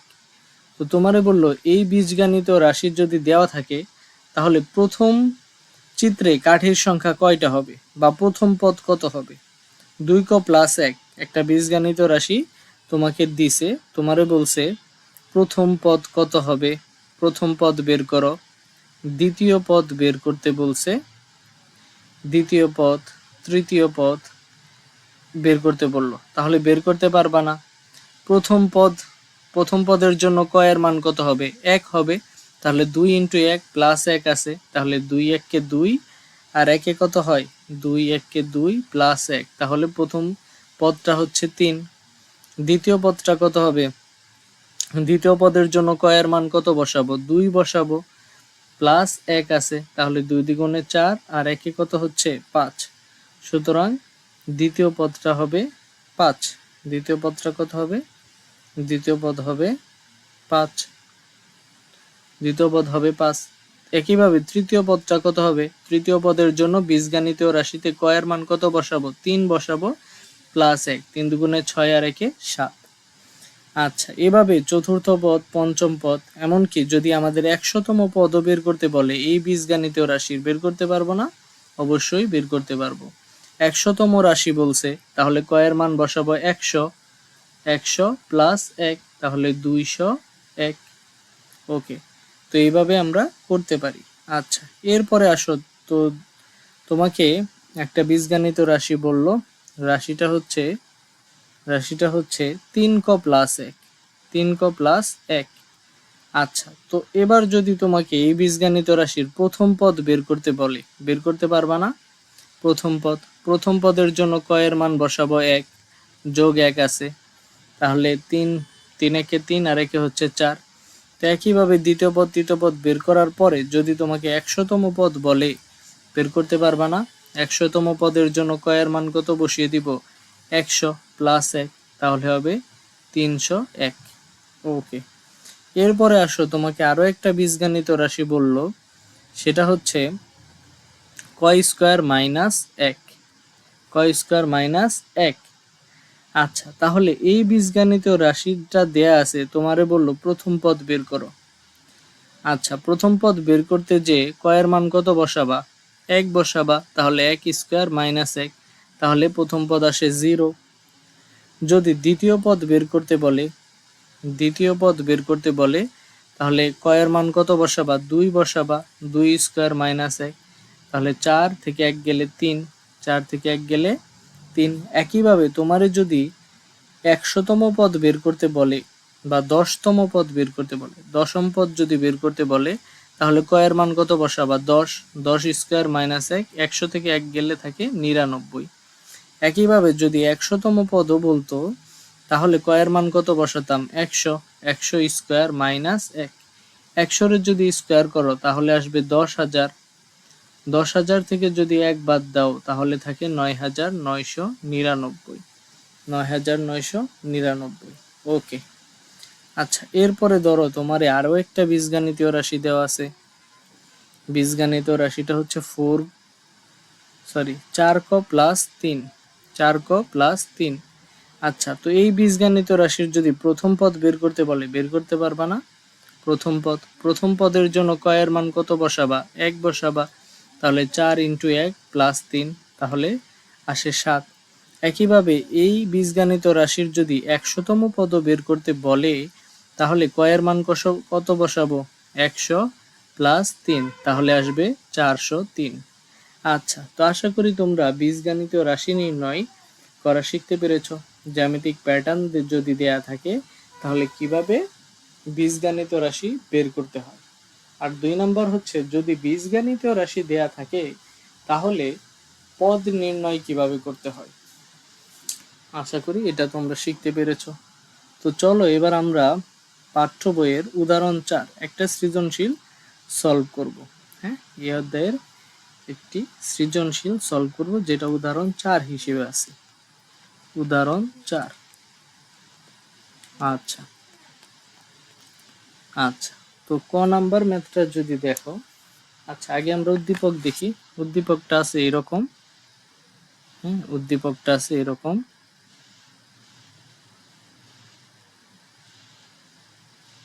এরকম একটা উদ্দীপক দেওয়া আছে। আচ্ছা, তাহলে দেখো, এরকম একটা উদ্দীপক দিছে, দিয়ে বলছে যে উপরের জ্যামিতিক চিত্রগুলা একটা প্যাটার্ন তৈরি করেছে যা সমান দৈর্ঘ্যের কাঠি দিয়ে তৈরি। আচ্ছা, তো ক নাম্বার প্রশ্ন করছে প্যাটার্নের চতুর্থ চিত্রটি তৈরি করতে কাঠির সংখ্যা কত হবে। আচ্ছা, তাহলে দেখো চতুর্থ চিত্রে কাঠির সংখ্যা কত হবে সেটা বের করতে বলছে। প্যাটার্নের চতুর্থ চিত্রটি আগে তৈরি করে কাঠির সংখ্যা নির্ণয় করো। তো কোশ্চেনটাও আমি লিখতেছি যে চতুর্থ চিত্রটি তৈরি করে প্যাটার্নটির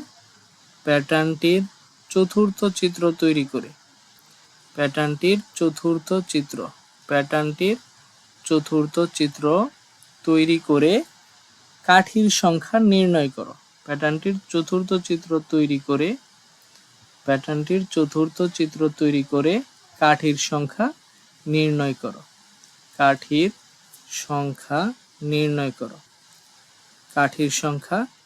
করো। ওকে, এইটা যদি তোমরা খেয়াল করো কোশ্চেনটা আগে হচ্ছে চতুর্থ চিত্রটি আঁকতে বলছে। খেয়াল করে দেখো তো প্রথম চিত্রে একটা ঘরের মতো ছিল, এখানে কাঠির সংখ্যা কয়টা ছিল? একটা, দুইটা, তিনটা, চারটা, পাঁচটা কাঠি ছিল, তাই না? সরি, চারটা, পাঁচটা, ছয়টা কাঠি ছিল। প্রথম চিত্রে কাঠি ছিল কয়টা? ছয়টা কাঠি। ওকে, প্রথম চিত্রে কাঠি আছে কয়টা? ছয়টা কাঠি। দ্বিতীয় চিত্রে দেখো একটা, দুইটা, তিনটা, চারটা, পাঁচটা, ছয়টা, সাতটা, আটটা, নয়টা, 10টা, 11টা কাঠি আছে। তৃতীয় চিত্র যদি খেয়াল করো তাহলে 11 আর হচ্ছে আরো 5, অর্থাৎ 16টা কাঠি আছে। তাহলে প্রত্যেকবার কাঠির সংখ্যা কত করে বাড়তেছে? 5 করে বাড়তেছে। তাহলে চতুর্থ চিত্রটা কেমন হবে বলো তো? প্রথম চিত্রে একটা ঘর, দ্বিতীয় চিত্রে দুইটা, তাহলে চতুর্থ চিত্রে হবে এরকম 4টা, তাই না? চতুর্থ চিত্রে এরকম হবে 4টা। এবার বলো তো এখানে কাঠির সংখ্যা কয়টা? তাহলে আমরা বলতে পারবো না যে দেখো প্রথম চিত্রে কাঠি আছে 6টা, দ্বিতীয় চিত্রে 11টা, 5টা বাড়ছে, তৃতীয় চিত্র আছে 16টা, তাহলে আরো 5টা বাড়ছে।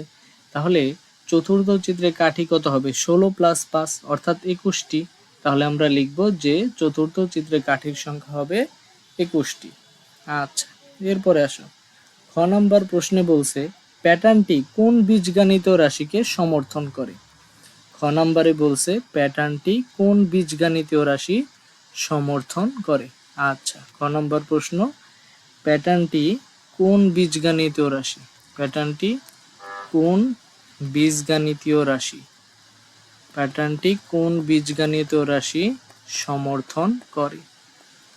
কোন বীজগণিতীয় রাশি সমর্থন প্যাটার্নটি কোন বীজগণিতীয় রাশি সমর্থন করে তা যুক্তি সহ উপস্থাপন করো। আচ্ছা, তো খেয়াল করো প্যাটার্নটি কোন বীজগণিত রাশি ফলো করে সেটা আমাদের যুক্তি সহকারে দেখাতে হবে। আচ্ছা, তাহলে খেয়াল করো তো প্যাটার্নে প্রথম চিত্রে কাঠির সংখ্যা কয়টা ছিল? প্রথম চিত্রে কাঠি ছিল কয়টা? 6টা ছিল, তাই না? প্রথম চিত্রে কাঠির সংখ্যা ছিল 6টা। দ্বিতীয় চিত্রে কাঠির সংখ্যা কয়টা ছিল? 11টা ছিল না? দ্বিতীয় চিত্রে কাঠির সংখ্যা ছিল 11টা। তৃতীয় চিত্রে কাঠির সংখ্যা কয়টা ছিল? তৃতীয় চিত্রে কাঠির সংখ্যা ছিল 16টা। তাহলে প্রত্যেকবার কাঠির সংখ্যা 5 করে বাড়তেছে। তাহলে আমি কি বলতে পারি না যে বীজগণিতীয়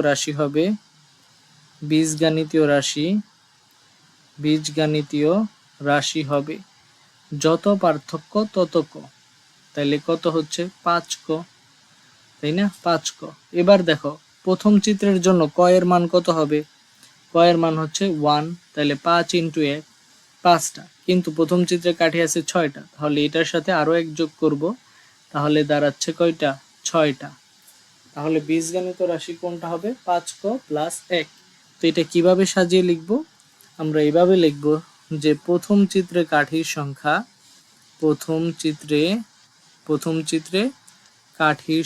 হচ্ছে কাঠির সংখ্যা কয়টা? 6টা। তাহলে আমরা লিখতে পারি প্রথম চিত্রের জন্য 5 × পার্থক্য 5, এই জন্য লিখছি 5 × 1। কেন 1? কারণ প্রথম চিত্রের জন্য ক এর মান হচ্ছে 1, তার সাথে যোগ করব 1। আচ্ছা, তাহলে এইটা। দ্বিতীয় চিত্রে কাঠির সংখ্যা কত হবে? দ্বিতীয় চিত্রে কাঠির সংখ্যা আছে 11টা, তাহলে এটাকে আমি সেম ভাবে লিখতে পারি না, 5 ইন্টু 2 নাম্বার চিত্র, এর জন্য ক এর মান 2 যোগ 1, তাহলে 5 দুগুণে 10 আর 1 11। তৃতীয় চিত্রে কাঠির সংখ্যা যদি আমি বের করি, তৃতীয় চিত্রে কাঠি আছে 16টা, তাহলে আমি এটাকে কি লিখতে পারি, পার্থক্য 5 ছিল, 3 নাম্বার চিত্র, এর জন্য ক এর মান 3 ইন্টু 1, তাহলে 3 5 15 1 কত 16। তাহলে একইভাবে কতম চিত্রে কাঠির সংখ্যা হবে কত বলতো? কতম চিত্রে কাঠির সংখ্যা এরকম হবে না, পার্থক্য 5, এর জন্য 5 ইন্টু কতম চিত্রের জন্য ক এর মান কত, ক ইন্টু 1, তাহলে এইটা হচ্ছে 5 ক প্লাস 1। শেষে আমরা কি লিখব, যে সুতরাং প্যাটার্নগুলো 5 ক প্লাস 1 বীজগাণিতিক রাশি দ্বারা প্রকাশ করা যায়। আচ্ছা, আমরা লিখব অতএব প্যাটার্নগুলো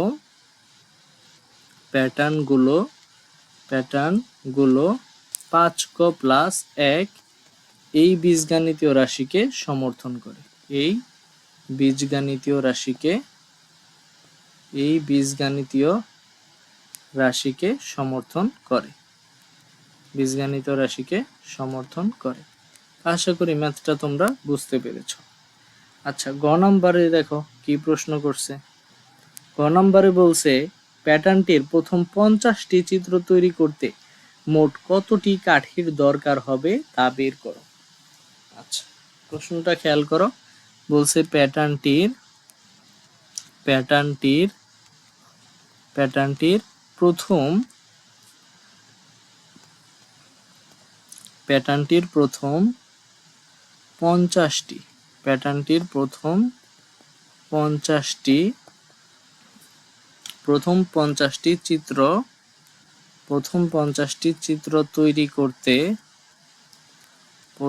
50টি চিত্র তৈরি করতে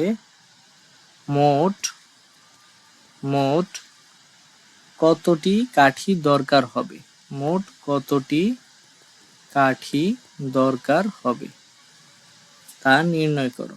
মোট কতটি কাঠি দরকার হবে তা নির্ণয় করো। আচ্ছা, খেয়াল করো, প্যাটার্নটার প্রথম 50টা চিত্র তৈরি করতে মোট কতগুলো কাঠি লাগবে। হ্যাঁ, আচ্ছা, তো খেয়াল করো যে আচ্ছা, আমরা যদি দেখি প্যাটার্নটির প্রথম 50টা, হ্যাঁ, ওকে, একটু ওয়েট করো। আচ্ছা, প্যাটার্নটির প্রথম 50টি চিত্র তৈরি করতে মোট কতটি কাঠির দরকার হবে তা বের করতে হবে। আচ্ছা, তাহলে খেয়াল করো তো, প্রথম 50টা কাঠি বের করতে হবে। আচ্ছা, তাইলে আমরা খ থেকে কি পাইছি, খ থেকে আমরা পাইছি না যে প্যাটার্নটার, খ থেকে আমরা কি পাইছি, খ হতে পাই যে প্যাটার্নটা কোন বীজগাণিতীয় রাশিকে ফলো করে। প্যাটার্নটির বীজগাণিতিক রাশি হচ্ছে প্যাটার্নটির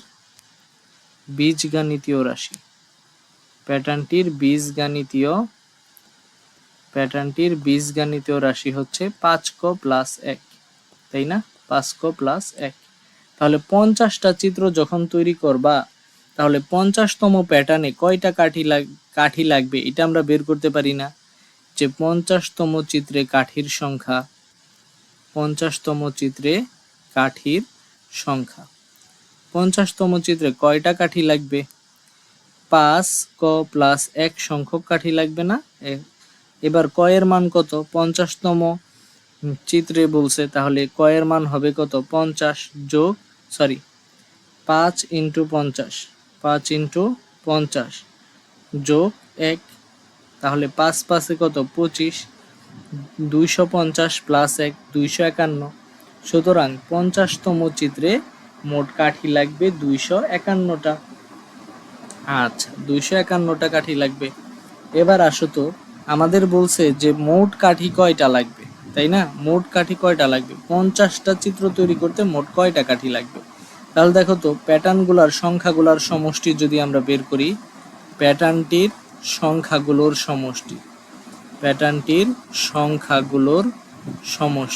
প্যাটার্নটির যতগুলা সংখ্যা আছে কাঠির, সবগুলার যোগফল আমাদের বের করতে হবে। সংখ্যাগুলোর সমষ্টি। প্রথম চিত্রে ছিল 6টা, দ্বিতীয় চিত্রে ছিল 11টা, তৃতীয় চিত্রে কাঠি ছিল 16টা, চতুর্থ চিত্রে আরো 5টা বাড়বে 21টা। তো এইভাবে যেতে যেতে 50তম চিত্রে কাঠির আছে 251টা। এবার এই এতগুলো কাঠির যোগফল যদি আমরা বের করতে চাই, তাহলে আমরা কোন সূত্র ফলো করতে পারি? দেখো এখানে প্রথম পদ কত আছে, আমরা প্রথমে যে সূত্রটা শিখছিলাম, এখানে প্রথম পদ আছে, এখানে প্রথম পদ কত 6, শেষ পদ কত, প্রথম পদ হচ্ছে 6, শেষ পদ কত, শেষ পদ হচ্ছে 251। মোট পদ কয়টা আছে, বইলাই দিছে 50টা চিত্র, তাহলে মোট পদ বা পদ সংখ্যা আছে কয়টা, 50টা। তাহলে আমরা কি সমষ্টি নির্ণয়ের সূত্রটা ব্যবহার করতে পারি না? সমষ্টি নির্ণয়ের সূত্রটা কি ছিল, প্রথম পদ যোগ শেষ পদ ডিভাইডেড বাই 2 গুণন পদ সংখ্যা। তাহলে এইটা যদি আমরা করি, তাহলে যোগফল ক্যালকুলেটর দিয়ে যদি করো, তাহলে দেখবা 6425টা। তাহলে আমরা বলতে পারি যে 50টি প্যাটার্ন তৈরিতে প্রয়োজনীয় কাঠির সংখ্যা হচ্ছে 6425টি। আমরা পাঠ্য বইয়ের এমসিকিউ গুলো সলভ করব। তো দেখো অনুশীলনী 1-এ ফার্স্ট এমসিকিউটা আছে, 3 ক্রমের ম্যাজিক বর্গ গঠনে ম্যাজিক সংখ্যা হবে 15, কেন্দ্রে ছোট বর্গক্ষেত্রে 5 হবে, ক্ষুদ্র বর্গগুলোতে 1 থেকে 15 পর্যন্ত ক্রমিক স্বাভাবিক সংখ্যা বসানো থাকে।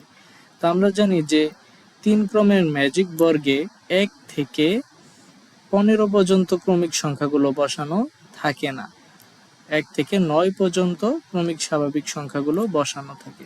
আমরা যদি 3 ক্রমের ম্যাজিক বর্গ গঠন করি, রুলসটা কি ছিল, যে কেন্দ্রে ছোট বর্গে, কেন্দ্রে ছোট বর্গে কোন সংখ্যাটা বসবে, 5। আচ্ছা, এরপরে আমরা জোড় সংখ্যাগুলো লিখব কোনায় কোনায়, 2, 4, 6, 8। এরপর আমরা মিলাবো, অর্থাৎ আমরা জানি যে 3 ক্রমের ম্যাজিক বর্গ গঠনে ম্যাজিক সংখ্যা হচ্ছে 15, তাহলে 6 আর 8 14, তাহলে 1 বসালে 15 মিলবে, 5 আর 1 6, 9 বসালে 15 মিলবে, 6 আর 2 8, 7 বসালে 15 মিলে, 8 আর 4 হচ্ছে 12, 3 বসালে 15 মিলে। অর্থাৎ আমরা দেখলাম যে ক্ষুদ্র বর্গগুলোতে 1 থেকে 9 পর্যন্ত ক্রমিক স্বাভাবিক সংখ্যাগুলো থাকে। সুতরাং আনসার হবে 1 ও 2। ওকে, এরপরে আসো, নিচের কোন ফলাফলটি 9 দ্বারা বিভাজ্য? তো 9 দ্বারা বিভাজ্যর ক্ষেত্রে আমরা একটা রুলস জানতাম। রুলসটা কি, যে 2 অঙ্কের যে কোনো সংখ্যা নিব, 2 অঙ্কের যে কোনো সংখ্যা নিব। তাহলে দেখো প্রথম ক নাম্বারে 2 অঙ্কের একটা সংখ্যা নিছে 52। আচ্ছা, সংখ্যা দুইটার স্থান বিনিময় করব, স্থান বিনিময় করছে, স্থান বিনিময় করলে এবার কি করতে হবে, বড়টা থেকে ছোটটা বাদ দিতে হবে। তাহলে এখানে বাদ দেয় নাই, বাদ দিলে প্রাপ্ত ভাগফল 9 দ্বারা বিভাজ্য হতো, তাহলে এটা হবে না। আচ্ছা, তো এইখানে দেখো 2 অঙ্কের একটা সংখ্যা নিছে 75, তার থেকে 57 বাদ দিছে, স্থান বিনিময় করছে, বড়টা থেকে ছোটটা বাদ দিছে, তাহলে 15 থেকে 7 গেলে থাকে 8, আর 7 থেকে 6 গেলে থাকে 18। তো দেখো 18 কিন্তু 9 দ্বারা নিঃশেষে বিভাজ্য। তাহলে কোন ফলাফলটি 9 দ্বারা বিভাজ্য হবে, 75 থেকে 57। আবার তোমরা সিম্পলি ক্যালকুলেটর দিয়েও ট্রাই করতে পারো। আচ্ছা, 9999 কোন বীজগাণিত রাশির শততম পদ? খেয়াল করো, বলছে শততম পদ, শততম বলতে কত, 100তম পদ। তাহলে এই যে বীজগাণিত রাশিগুলো আমাদের দেয়া আছে, এখানে ক এর মান কত বসাবো আমরা, ক এর মান আমাদের বসাতে হবে প্রতি ক্ষেত্রে 100। তাহলে প্রথম বীজগাণিত রাশি যদি আসো, এটা আছে 99 ক প্লাস 1, 99 ক প্লাস 1, 99 ক প্লাস 1। তাহলে ক এর মান কত বসাবো, 100 বসাবো, 99 ইন্টু 100 যোগ 1, তাহলে 9900 প্লাস 1। সুতরাং এটা হচ্ছে না, ক নাম্বার ট্রু না। তাহলে একইভাবে খ নাম্বারও ট্রু হবে না, কারণ 9900 থেকে 1 বাদ দিলেও এই 9999 আসবে না। গ নাম্বার যদি করি, এটাও ট্রু হবে না, কারণ ক স্কয়ার, ক বলতে 100, 100 স্কয়ার প্লাস 1, তাহলে এটা আসে 10,000, 100 স্কয়ার করলে আসবে 10,000, 10,000 1 আসবে। আচ্ছা, তাহলে গ নাম্বার ট্রু হবে। কেন, ক স্কয়ার, যেহেতু শততম পদ বলছে, তাহলে এখানে ক এর মান কত, 100, 100 স্কয়ার মাইনাস 1 যদি করি, তাহলে আমাদের আসবে 9999। আচ্ছা, এরপরে দেখো বলছে ক সংখ্যক ক্রমিক স্বাভাবিক বিজোড় সংখ্যার যোগফল কত? তো তো আমরা জানি যে ক সংখ্যক ক্রমিক স্বাভাবিক বিজোড় সংখ্যার যোগফল নির্ণয়ের সূত্র হচ্ছে ক স্কয়ার।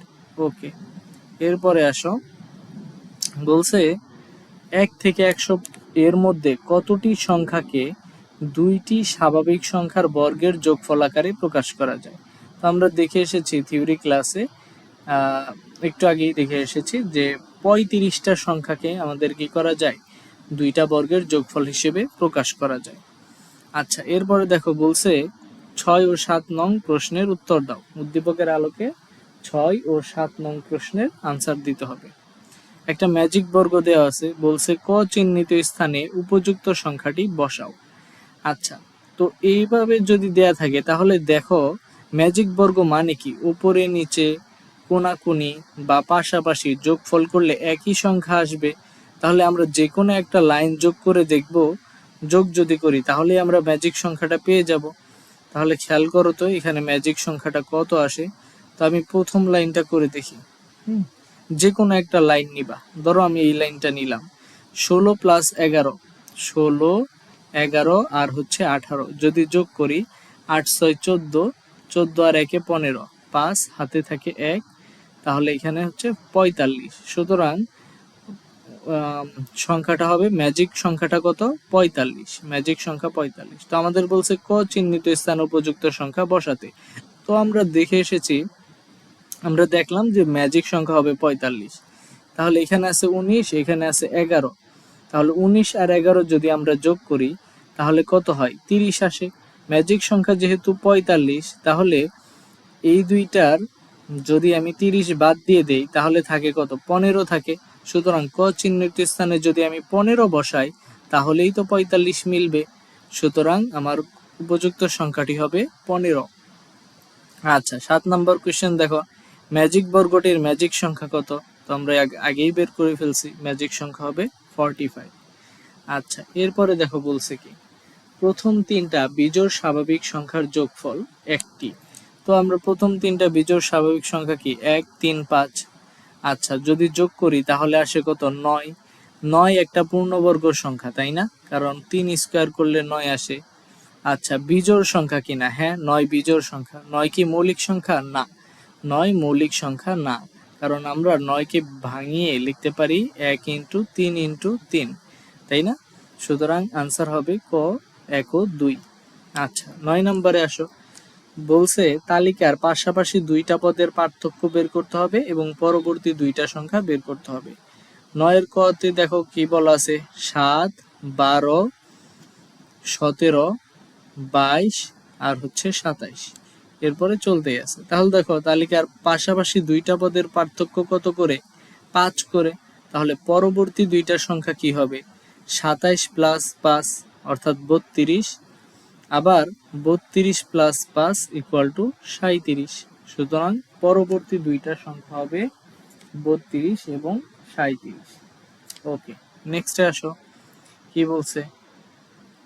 আচ্ছা, এটা মুছে দিলাম। আচ্ছা, এরপরে আসো, বলছে 6, 17, 28, 39, 50, এরপরে যাচ্ছে। তো এইখানে দুইটা পদের পার্থক্য বের করতে হবে এবং পরবর্তী দুইটা সংখ্যা নির্ণয় করতে হবে। হ্যাঁ, পরবর্তী দুইটি সংখ্যা বের করতে হবে। আচ্ছা, পরবর্তী দুইটা সংখ্যা বের করতে হবে। তাহলে খেয়াল করো, এখানে 6 আর 17 পার্থক্য 11, 11 আর 17 আর 28 মধ্যে পার্থক্য 11, 28 আর 39 মধ্যে পার্থক্য হচ্ছে 11, 39 আর 50 মধ্যে পার্থক্য 11। তাহলে প্রতিবারে কত করে বাড়তেছে, 11 করে বাড়তেছে, তাই না, 11 করে বাড়তেছে। তাহলে পরবর্তী দুইটা সংখ্যা কি হবে, 50 সাথে 11 যোগ করব, 60, 61, আবার 61 সাথে 11 যোগ করব, তাহলে কত আসে, 1, 1, 2, 6 আর 1 7, 72। তাহলে পরবর্তী দুইটা সংখ্যা হবে 61 এবং 72। আচ্ছা, তাহলে এইটা গেল। এরপরে 10 নাম্বার ম্যাথটার দিকে তাকাও, বলছে নিচের সংখ্যা প্যাটার্নগুলোর মধ্যে কোনো মিল আছে কিনা এবং প্রতিটি তালিকার পরবর্তী সংখ্যা বের করতে হবে। আচ্ছা, তাহলে দেখো ক নাম্বার যদি আমরা করি, ক নাম্বার কি আছে, 1, 1, 2, 3, 5, 8, 13। ওকে, এভাবে যাচ্ছে। তাহলে একটু খেয়াল করলে দেখবা যে পরপর দুইটা সংখ্যার যোগফল, অর্থাৎ 1 আর 1 এর যোগফল, পরপর দুইটা সংখ্যার যোগফল পরবর্তী সংখ্যার সমান হচ্ছে। আবার দেখো 2 আর 1 এর যোগফল পরবর্তী সংখ্যা পাচ্ছি, 3 আর 2 এর যোগফলে 5 পাচ্ছি, 5 আর 3 এর যোগফল করলে 8 পাচ্ছি, যেটা কিনা পরবর্তী সংখ্যা হিসেবে আছে। আবার 8 আর 5 যদি যোগ করি 13 পাচ্ছি, 13ই পরবর্তী সংখ্যাটা আছে। তাহলে পরবর্তী সংখ্যাটা কি হবে? 8 প্লাস 13 যোগফল, তাহলে কত আসে? 21। তো আমরা এটাও বলেছিলাম যে যদি পরপর দুইটা সংখ্যার যোগফল তার পরবর্তী সংখ্যার সমান হয়, তাহলে এই সংখ্যা সিরিজটাকে কি বলে? ফিবোনাক্কি সংখ্যা বলে। আচ্ছা, এরপরে দেখো বলছে, এই যে আরেকটা দেয়া আছে, চলো এটা মুছে দিই। খ নম্বরে দেখো কি বলছে, 4 4 5 6 8 11। আচ্ছা, এভাবে যাচ্ছে। তাহলে দেখো এইটার মধ্যে কোনো মিল খুঁজে পাও কিনা। হ্যাঁ, এটার মধ্যে কোনো মিল খুঁজে পাচ্ছ কিনা।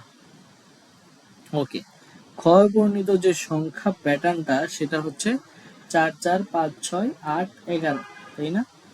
আচ্ছা, তাহলে একটু খেয়াল করো, প্রথম পদ হিসেবে আছে হচ্ছে 4।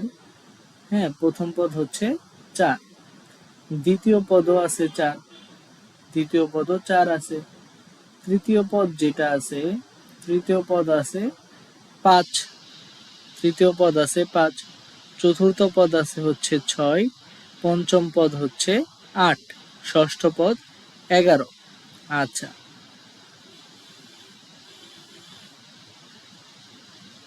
আচ্ছা, তাহলে দেখো কোনো মিল খুঁজে পাই কিনা।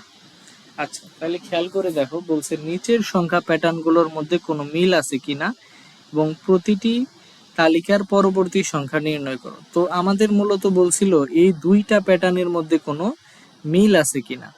আচ্ছা, তাহলে খেয়াল করো, আমরা যদি সংখ্যাটা লিখি, দুইটা প্যাটার্ন পাশাপাশি লিখি। প্রথম প্যাটার্নটা ছিল 1 1 2 3 5 8 13, তাই না?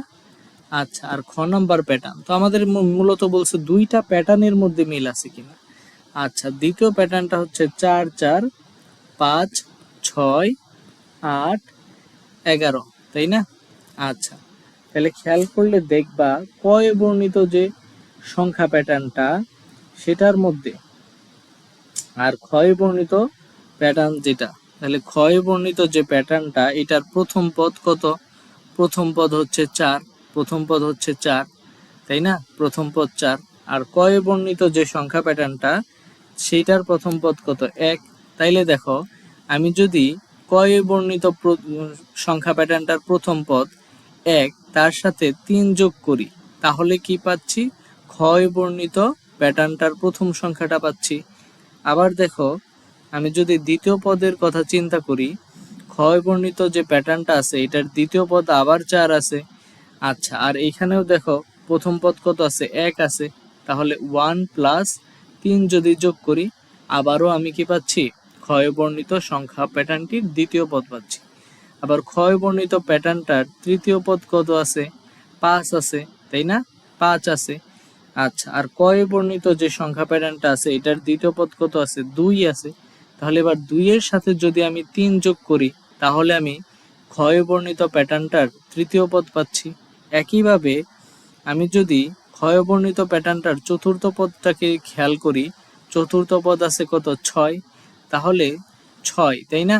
আর এখানে চতুর্থ পদ আছে কত? 3, তাহলে আবার আমি 3 এর সাথে যদি 3 যোগ করি, তাহলে আমি ক্ষয় বর্ণিত প্যাটার্নটির চতুর্থ পদ পাচ্ছি। একইভাবে দেখো তো, পঞ্চম পদ কি আছে? ক্ষয় বর্ণিত প্যাটার্নটির পঞ্চম পদ আছে 8, আর কয় বর্ণিত প্যাটার্নটির পঞ্চম পদ আছে 5। আবার কয় বর্ণিত প্যাটার্নটির পঞ্চম পদের সাথে 3 যোগ করলে আমি 8 পাচ্ছি। একইভাবে আমি যদি ক্ষয় বর্ণিত প্যাটার্নটির ষষ্ঠ পদের কথা চিন্তা করি, ষষ্ঠ পদ আছে কত? 11। তাহলে এবার কয় বর্ণিত যে প্যাটার্নটা আছে এটার ষষ্ঠ পদ কত আছে দেখো তো। আচ্ছা, 1 2 3 4 5 6, 11 আছে। আর এখানে দেখো ষষ্ঠ পদ কত আছে, ষষ্ঠ পদ আছে 8, তাহলে 8 এর সাথে যদি 3 যোগ করি তাহলে আমি 11 পাচ্ছি। তো এই ছিল মিলটা। তো আশা করি তোমরা বুঝতে পেরেছো। তো তোমাদের যদি স্টাডি টিউব এডুকেশন চ্যানেলের ভিডিওগুলো ভালো লেগে থাকে তাহলে অবশ্যই চ্যানেলটি সাবস্ক্রাইব করবে এবং তোমার বন্ধুদের সাথে শেয়ার করবে। ততক্ষণ পর্যন্ত সবাই ভালো থাকবে, সুস্থ থাকবে। আল্লাহ হাফেজ।